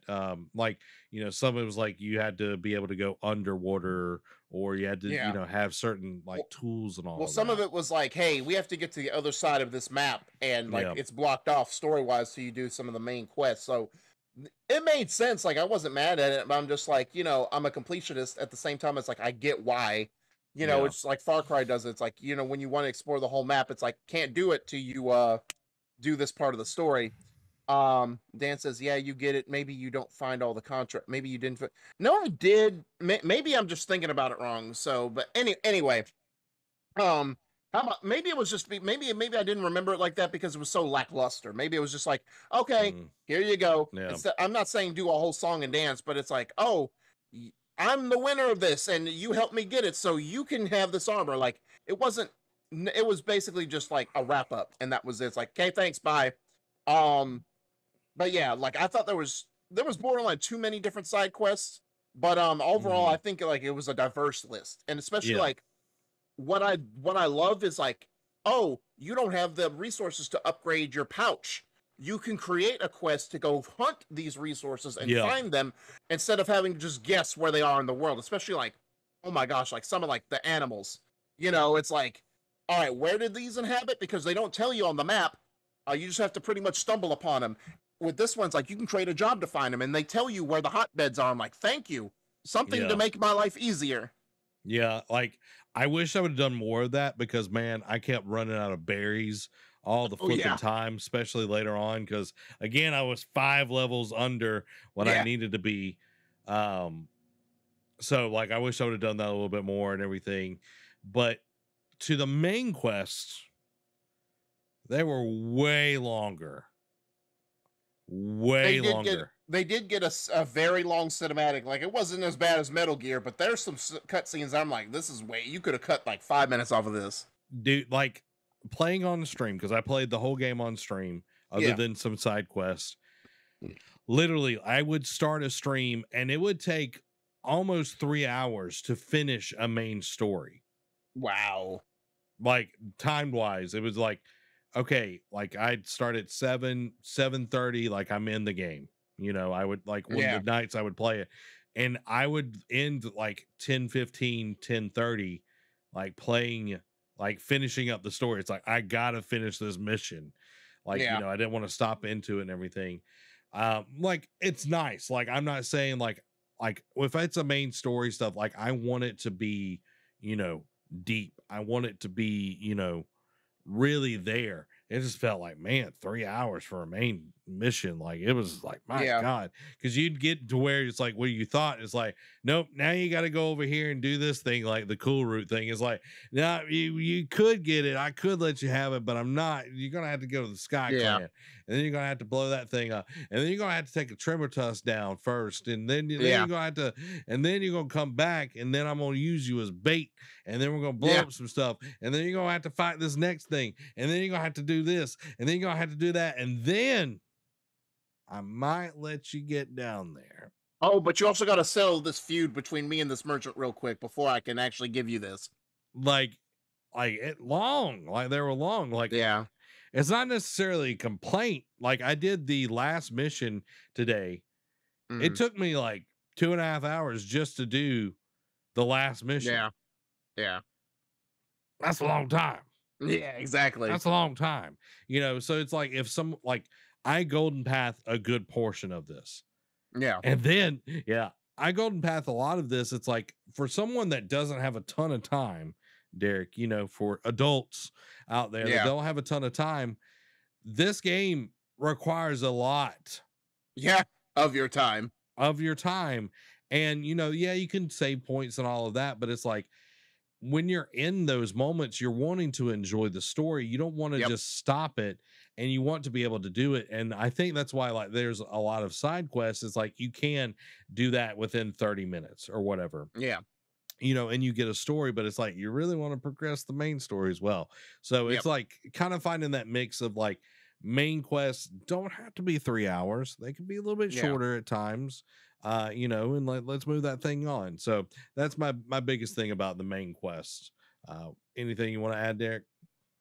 Not to that. But like I said, my main complaint is that I felt like there was too many, to an extent. But yeah, like I do agree. Like I didn't necessarily find the main, like there were definitely like I didn't feel like all the main quests were like that, but I do feel like, especially like the one with Tilda, like after Hephaestus, and like it's like, oh, we're gonna keep going, and like the one with the base, like okay, you override the cauldron, and it's like, all right, now you have to go and unlock the base, and then you have to put in Gaia, and then it's like, okay, y'all could have cut this up or like segmented this off into like another different mission. Like you didn't have to just keep going. Like it's not a race, guys. Yeah, exactly. And then we're going to talk about combat mechanics and the skill trees. I felt like the skill tree was at times absolutely useless. Yeah, because like they hyped it up in the 20-minute state of play they did last year, right? Like where the spear ability is like to like send out an EMP or like stun the enemies or whatever. Like even like the weapons, like the little stamina bar, right? I rarely ever used either one of them. Like I used right. Like I don't think I used, like I think I used the purple beater on accident a few times just because I didn't know what I was doing in the beginning. But the weapon stamina meter I used a few times. It was like they give you so many gear. Like I love the disc launcher and I love the spears, especially like the exploding ones that you get later on. Or depending on what type of and the drill ones. The drill ones. Yeah, exactly. Like those one, like I use those more than I use the abilities, just because they did. If you you level them up right and you get the right mods equipped to them, they do so much more damage than like yes, if you're depending on what, and I'm sure it's like the difficulty. If you're playing on the hardest difficulty and you have a swarm of enemies and tough machines, you might want to use all the resources. But I played on moderate and I didn't really find a need to use them. Yeah.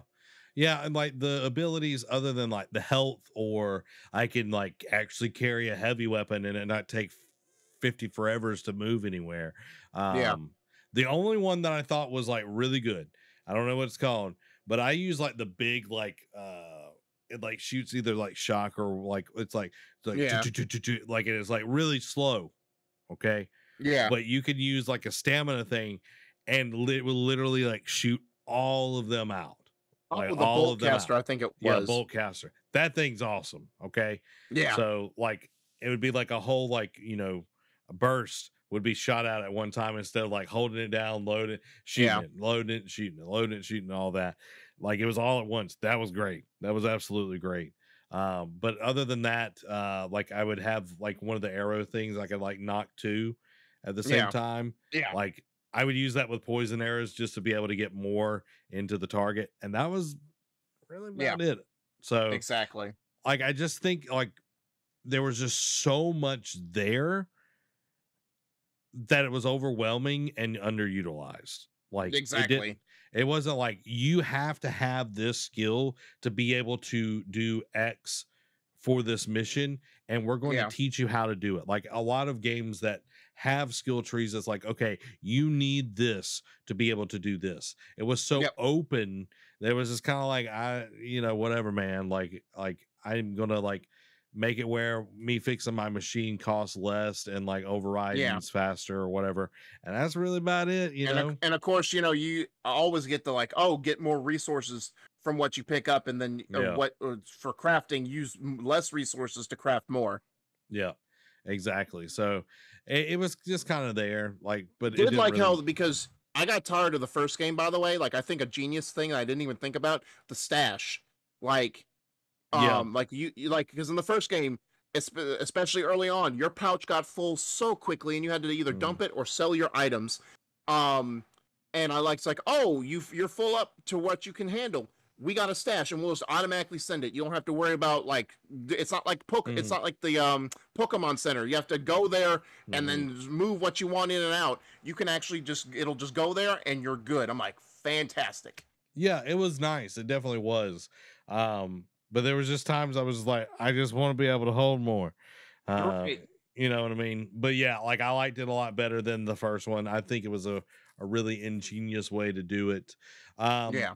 for combat though, melee was about the only thing that I felt like they had really like reworked and made Yeah. it more robust. I know Yep. Dan, like when I was fighting today, he was like, yeah, you definitely should have done more of the pit stuff and learn more like actual Moves. melee Yeah. combat and everything, because I did not do that much of it, because it was like if I can take everything down with my bow and arrow and that kind of stuff, it's like I don't really like focus on melee unless it's like I'm gonna Yeah. do a critical strike.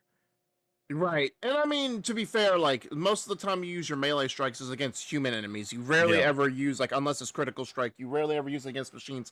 I know in this one they did encourage it more, like, and you saw the combos, like there's ability as you get the skills, like gain like what is it called? Like not adrenaline point, but like an energy point, like a weak point, and you can hunt, like you could fire an arrow and it like stuns them or like does extra damage or Yeah. holds them in place type of thing. I get that for like the big brain strategist, but I'm just like, let me just pew pew shoot it and be done with it. Yeah. For me, it was just like if I'm trying to hit them with my spear, okay, one, Yeah. I've done a bad job of keeping my distance from them, because Yeah. if they're this close, it's gonna hurt really, really bad if they hit me. Exactly. So Especially like if it's a big old machine. yeah, that can apply to machines as well. Yeah, exactly. Like I know you can, Dan, but it's just like even a burrower, like them things jumping around and all that. It's just Yeah. like it ain't worth it. It ain't worth it. Right. Okay. My gripe here, okay? Okay. I do not like the healing system in this game. Okay? Because there will be times, Derek, I'm Mhm. chomping on some berries. I'm chomping on them berries. You know what I mean? Mhm. I'm chomping. They might as well make a blueberry cobbler and Yeah. let me just shove it down my gullet, because there's times when I'm getting beat up and I'm like, okay, I'm doing the berries. I'm doing the berries. And then it's like, okay, I'm healing up, and then wham, I'm dead. It's like, Why? Like yeah. you didn't. Yeah, I'm healing. Yeah, it's the way it works. Like, it's so annoying. Or if you take a Mhm. potion, it's like, Right. Like, yeah, it's just like casual. It's like taking a drink at the bar. You pull it out, you pop it open, you look at it a little bit like, how's Yeah. the foam ratio on this? And then it's like, all right, let me take a swig of this just to taste test it. Yeah. Then let me guzzle the rest of it. It's like, just drink it. Yeah. But I did like, the health system, while there can be improvements with that, I did like the fact of, or like when you get potions, they're like, oh, by the way, if you drink a potion, even at full health, you can do like over health. Like you get an over shield essentially of a free extra health bar, which I did like that, especially if you take the large potion, like depending on which size potion, it added more health to you, depending on which one. So like the large, like gave me, oh my gosh, like when I was max level, it gave me like 900 health. I'm like, good Lord, I'm good for a while. Yeah. Like I didn't know that was a thing until I did it like at the last fight. Like I didn't really take potions until the last fight. Like I mostly did berries. It's because you're under level. Don't be talking to me, Dan. Like I just proved that I'm that good of a gamer. That you can beat the final boss 5 levels under requirement. I'm just saying. Not many people could do that. You know what I mean? I think Gorilla's gonna be calling me up. Jim Ryan's be like, hey, I heard about your feat. You're really good at this game. We want to hire you. It's like on one stipulation. Shuhei is my boss. That's the only person I want to work for. Right. I only talk to Shuhei. Yeah, I only talk to Shuhei. With combat, I feel like there were so many weapons in this, that it was overwhelming. You know what I mean? Like I didn't even find a rope caster, a regular rope caster throughout the whole game. I had a rope caster with like canisters. I'm like, this is not what I want. Like rope caster was like one of my main weapons against big enemies in the first game. And it was like, where's my rope caster? Where's my rope caster? It's like, no, you get to go ahead. No, I was gonna say, that was me with the tripwires. Like the tripwires were my best friend in Zero Dawn, and I got it early on. But then when I got the spears, I'm like, you're irrelevant. Like I don't need you anymore. Like I love the spears. I thought they were great. That and the disc launchers, like those are probably the Yeah. best weapons. Like I enjoyed new weapons, but it was just like there's so many bow and arrows. Like I'm just like, man, Yeah. there's so many different types of bow and arrows, and it was just kind of overwhelming. It's like it was confusing. It was like, okay, and now you get to upgrade them, and then you get your weaves, Right. and then you did the Nicoles, and I was like, man, there's too much. I did like it because they went, because again, like while I did have this dumb debate for a little bit till I finally gave in of if Horizon Zero Dawn was a true RPG or not. Forbidden West took that out, threw that out the window. Like Yeah. it didn't even make me question it because you could upgrade your gear and like, yeah, you like, because in the first one, like, yeah, you had to resource hunt, but in this one, it's like, oh, or in the second one's like, oh, we don't really encourage resource hunting, like, or it doesn't hint at it.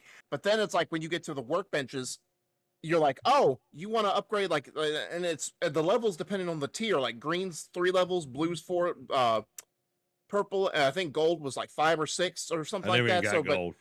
but yeah, but it's like, hey, you want to make these better and like an improved stats and unlock, and if it like depending on the tier had multiple weave slots, you could, if you upgrade them, you could unlock another slot, and then like it encouraged you to it's like, hey, you might level up, but you also need to improve your gear, like not just get different rarities, but you need to also improve their stat based if you want to improve it, and get different ammo types, or different, like, because even like some of, like, I guess you can call their passive abilities, you could improve too, like, oh, like area of effect damage gets increased by 15% Yeah. if you upgrade it to this level. So I thought the crafting system was a lot better, even though you didn't get to use everything weapon wise. Yeah. Like I like that it was there, but it was just like there was just so much in this game Yeah. that it felt overwhelming at times. Because, like, yeah, and Dan's probably going to say I don't read everything. Derek, I don't read when I play video games. You know what I mean? Especially when I'm on play stream. video games. I play video games. You know, when I play them video games, it felt like there was a lot of stuff that was just kind of like, all right, here you go, man. You know what I mean? Yeah. It was like I constantly needed another weapon to do the job that I didn't own. Like Purge Water, my God, it took forever for me to get anything with Purge Water, like other than traps. It's like I don't want to be putting down traps. I'm a sitting duck. I'm a sitting duck out there with them traps. You know, so there was some things, and then this one annoyed me. I talk about this game like I love it. Dropping a heavy weapon just to pick something up, and that was not how it worked in the first game. Yeah. Like you could pick something up while still carrying the heavy weapon, and it's just like, this is annoying. And then anytime you got a heavy weapon, it was like, actually, we're going to need you to like drop that so you can climb this thing. And it's just like, or we need you to turn this, or we need you to pull this lever real quick. I'm like, but I just picked this up. Yeah, and it's like, you don't get to use the heavy weapon. You have to fight this machine, and then it drops the heavy weapon. It was just kind of like, I just pick it up to go shoot it now. You know? Yeah. Like there was one I had never seen, and the very end, it was like this disc launcher thing fighting the Sentinels. Man, that thing was dope looking. I only saw it once out of the whole game. I was like, man, this is so cool. That was it. That was it.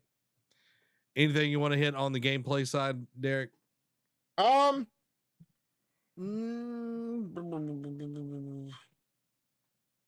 No.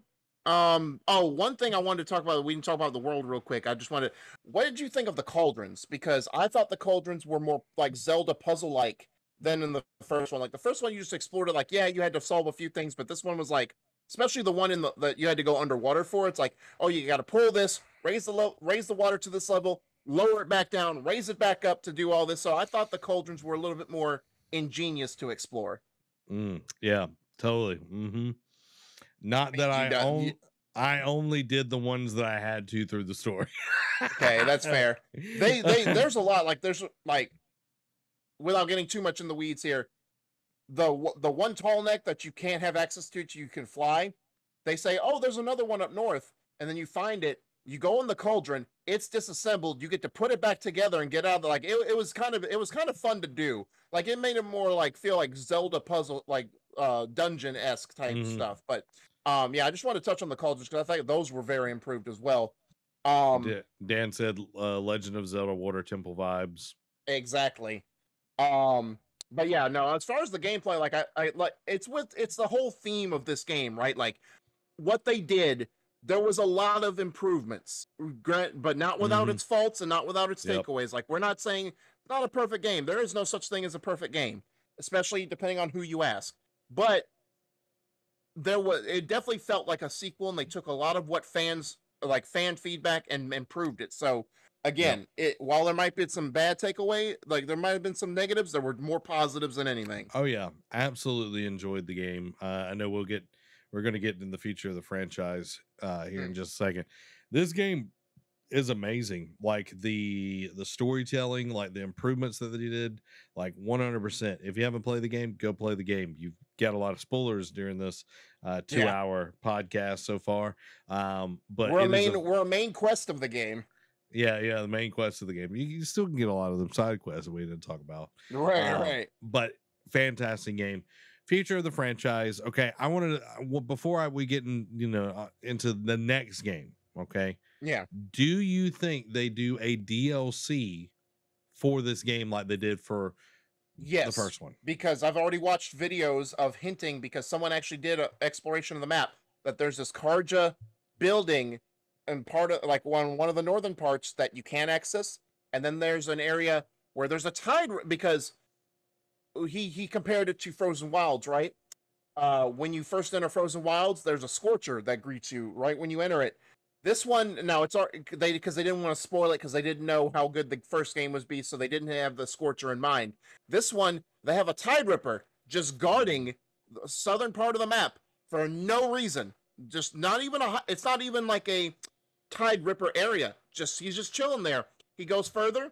He sees like a broken bridge, like I think it's like the Pat Tillman Memorial Bridge, and then there's a dam that's right next adjacent to it, and that's like hinting at another area. And it's like this area is not accessible yet, or like I may not have said yet, but it's like this area is inaccessible. And it was like, and he said like the wording of it was similar to for the Frozen Wilds DLC. So he's hinting at like and then like there's one of like the rebel camps, like in a most recent update, the icon of it, it's like the skull and crossbones to show that it's done or whatever. It changed to just like a skull with like a circle around it or whatever, which is different from the other one. So he's thinking that all this is tying into potential DLC, like the Scorching Shores or whatever it is, or the Burning Shores. Which is I like the play on words, Frozen Wilds, Burning Shores, in the sequel. But he found some areas that are inaccessible, and like there's just things that add up to make it seem like it's going to be DLC. So I think we get it. When we get it, I don't know, because Frozen Wilds came out like in November when the first one came out in February. So if they do the time frame, could be similar, but I would rather it get pushed till next year. You know what I'm saying? Just to give it more time, because while Frozen Wilds was intriguing, it felt like half-baked. Yeah. Definitely would want something that is more in-depth, more thought out and everything. Plus, you don't want to get in Ray of God of War that's going to be coming out in September. Exactly. Yeah, exactly. Dan said, might even go across the Golden Gate Bridge that you see in San Francisco. Maybe. Yeah, that'd be intriguing. Maybe. So I think we get a DLC as well. I'm excited for that. We are getting at least one more installment on the horizon, though. I think so too. I do. You like that joke? Like that's a good joke, Derek. That's a good joke. I stole. I'm sorry. I stole it from Dan earlier. It didn't click. Yeah. Just giving Dan credit here, but yeah, there's another game on the horizon.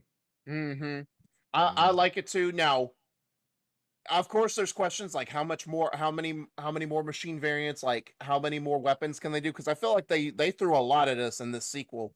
But if they just make it more refined, and I hope they just improve on it. But yeah, I do think we get a third entry, especially with how they set it up. They don't need to go Uncharted and do like a bunch of spin-offs and all this. No. Like I think a third game is well enough, and we're done with it. But I do think we get a third game. Now, is it another 5-year wait? Will we get it on the PlayStation 6? I don't know, but we'll see. Because Sony's kind of going the way of Nintendo, where they put either a sequel or a new IP only on that system, and then they wait for it to do the next entry on the next generation. Well, if the DLC is big enough, then I don't really, mind. Like, I don't want them to like rush, the Yeah, sequel to this game. Like, I'm fine with waiting, yeah, depending on how long this life cycle is of the PS5. You know what I mean? It yeah. could be like Last of Us, where you get, kind of two in the same generation. Yeah. So, which, What's one thing you would hope, like, just like, it doesn't have to be in depth, we're just gonna tackle one mm, thing. What's one thing that you hope, doesn't matter what it is, gameplay, story, whatever, that they improve on from the sequel? improve on. Hmm. Because we had a lot of thoughts on what they did in this game. So, Yeah. like, it could be something entirely new. It could be something that you, from either game. It could be something that we talked about in this review tonight. But just one thing that you hope for. I would like to be able to shoot my arrows off the top of my Sunwing. Yeah, I would like to actually be able to attack when I am yeah, flying. Because like when you're on your bristleback or your charger or whatever, you can attack. You have like attacks that you can do, like melee and all of that, and you can shoot yeah, and all of that. I would love to be able to shoot from up there. I know that's a yeah. little simple and everything. I got some notes that I want to get to as well. But what is the thing that you want to see improved in the next game? I think the one thing I want to see improved on is like more, because we saw it, like we got a flying mount. Now I Hmm. think we see, I want to get like like not necessarily a water mount, like one Oh like an yeah, aquatic machine, but I do hope we do get water, like underwater weapons. yeah, Because while you did like while you did have to, like, there was like a put, like the first time you saw an underwater machine like the Tide Ripper, like, yeah, you were forced to fight it, but you had to drain the water first. yeah, But in order, like, there were still like snap maws and burrowers that would circle around. Like, yeah, they could detect you, but you couldn't do anything except hide in the kelp. It's like, I need something that I can defend myself. Like, I don't yeah, want to just hide. Like, I don't have to sit here and play the waiting game. Can I just like take them out? Because you can take them out. Like, you can be stealthy, and in the red grass you can fight machines. Like, yeah, you get exposed hmm, after a while, but like you can have that initial surprise factor. Like, why can't I do that underwater? yeah, yeah. It'd be cool to have a water mount that you can like ride around because you have like the rebreather and everything. I think it'd be dope. Yeah, I think it'd be dope. So Dan's comment kind of goes into what I want to bring up real quick. Said, although it might be possible, the DLC is might be impossible. I don't know what he means right there. The DLC is used to wrap up the situations with Hephaestus and Nemesis. I think Nemesis we do get as the next game. The DLC might be Hephaestus though. Because I would like to see like us being able to use the subordinate functions of Gaia, yeah, us tracking down Hephaestus, capturing it, or convincing it that it needs to work with us to be able to take down Nemesis. yeah, Like I yeah, think that is, what we get to see and everything. But I don't want it to be just like, all right, we've got everything with Gaia and now we're fighting this thing. It's like, no, I want to see actual things being affected by us yeah. having the subordinate functions of Yep. Gaia.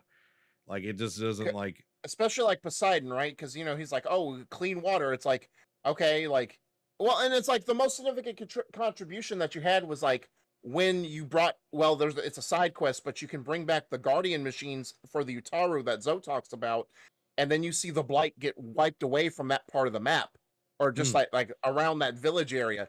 But you don't see that across the board. It's like, okay, do you like? I would love to see like more. I would like to see more of that as well. yeah, because like the blight, we didn't even like once it like got to a certain point, it was like we don't even care about the blight. You know what Right. I It's mean? like it's prevalent in the first half, but it's like once you find the revelation of the Zeniths, it's like, what's the blight? We don't know what you're talking about. Yeah, it just gets dropped. It's um Cowboy It's a bad Bebop does habit. it. Cowboy Bebop does it a lot. Where it'll be like, oh, we got to go for this bounty, and then the episode Yeah. is literally nothing about that bounty. Oh What yeah. that's what this was the whole time. Right. And then the last thing, what is Nemesis going to look like? I know they're saying it's like a consciousness and everything, but that it can take form like in a like a machine and everything. Like, what is it going to be like? Well, and they kind of made it sound like it was like a swarm. So my first thought is like the Krill from Gears of War, right? Mm. Like it's just a swarm of like death that comes upon you. But it can take the form of a machine. Like, oh my gosh, like I can't even think of it. But there was a game like similar where it was like a bunch of machines, but they would form together like Legion, like we are one type of thing. Like I forget what game it was, but yeah, I think of like the Krill, like, but it's going to be in like machine form. Okay, I'm going to call it right here. Here's my prediction. No, here we go. It comes to Earth, and it takes over all of the Pharaoh and Horus machines, and they come back. Because we did hear, because we didn't even touch on it, but the Shadow Carja did come back for a side quest, and it was short lived. But it's like, hey, they're still out there. Yep. And then like when you go to do the Pharaoh mission, he has corruptors in there, and it's like, man, I didn't think I'd see these again. Yeah. So yeah, like they're still like I think they threw those nuggets in there to be like they still could be a thing, but they're not going to be the focus of this game. Yeah, and even to the point it could take over the machines that Gaia are making and everything. Yeah. Like I think that would be really interesting because like you look across the landscape we've been talking about, there's so many of them just scattered about. Just, you know what I mean? Like it'd be interesting to see. Yeah. Not that I want to necessarily have that where it's like we're finding some of the same stuff as we had in the past. They can do that and then make something that's even more, but that would be like a global threat level. It's like we're right back to where we were, when Zero Dawn is actually happening and everything. So, one other thing, like I know we talked about improvements, but what's one new machine variant you would like to see them put in this game? Like I know they threw a lot, but what's one that you hope to see them do that you haven't seen yet? I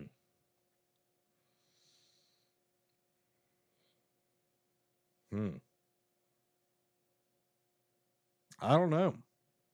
I don't really know. One that popped in my head, Stegosaurus. Stegosaurus would be dope. So yeah, like they've kind of like covered a lot. Like I know they have one that's like a baboon, like but like a huge gorilla. Like I know they have like the one that's like the bear or whatever, but like having like a big like gorilla, like a silverback, like huge, would be really, really cool. A shark. Yeah. If we do more like beach kind of stuff, a shark would be pretty dope. Like they've covered a lot. They've covered a lot. Dan says, I think it said that the purpose was to send the consciousness into a machine organic 4, so it could also be take over people as well. That'd be interesting. Like if you have a focus, I think that might happen. Because that's how Hades could infiltrate your focus to an extent. Yep. So who knows? Well, anything else you want to hit for future of the franchise before we wrap this puppy up? Nope. I'm just excited to see, other than just the fact of I'm excited to see where it goes. I want just give me one more entry and I'm golden because it's my favorite new franchise, and it's like one of the studios that had one of its best glow ups over the last decade was Guerrilla, because they were just known as the Kill Zone, and that franchise was teetering on the brink of no bueno. So I'm glad to see that they're still alive and kicking, and I hope they continue success. Yep. I think finish it strong. Give us 3 and be done with it. Don't drag this thing out. Don't make it for longer than it needs to be, because it is such a fantastic franchise, and I would love to see what Guerrilla can do past Horizon. Like they're already showing that they are super capable. They're great storytellers. They're amazing world builders, and like you said, it's only up from here for Guerrilla. Yep. And they should add a gorilla to their game. That's a good point. It's in their name. Yeah. Some say it's in their DNA. Just like you're part of our DNA, guys. You're part of our DNA. You can go support us. by subscribing and following us on all of the platforms.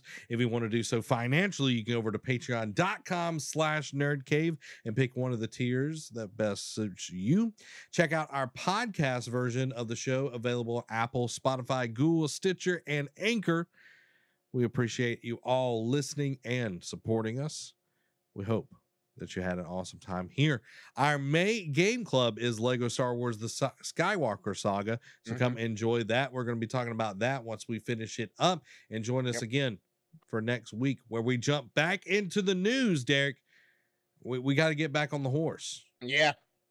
People want to know what else is going on. They don't want to know what they would like to know what we've been playing and like regale on the tales of what they've played as well, but they want to know what's going on currently. They need to know the news. Little hint, things have got delayed, but not God of War. Guys, this has been Zach. And Comfort us.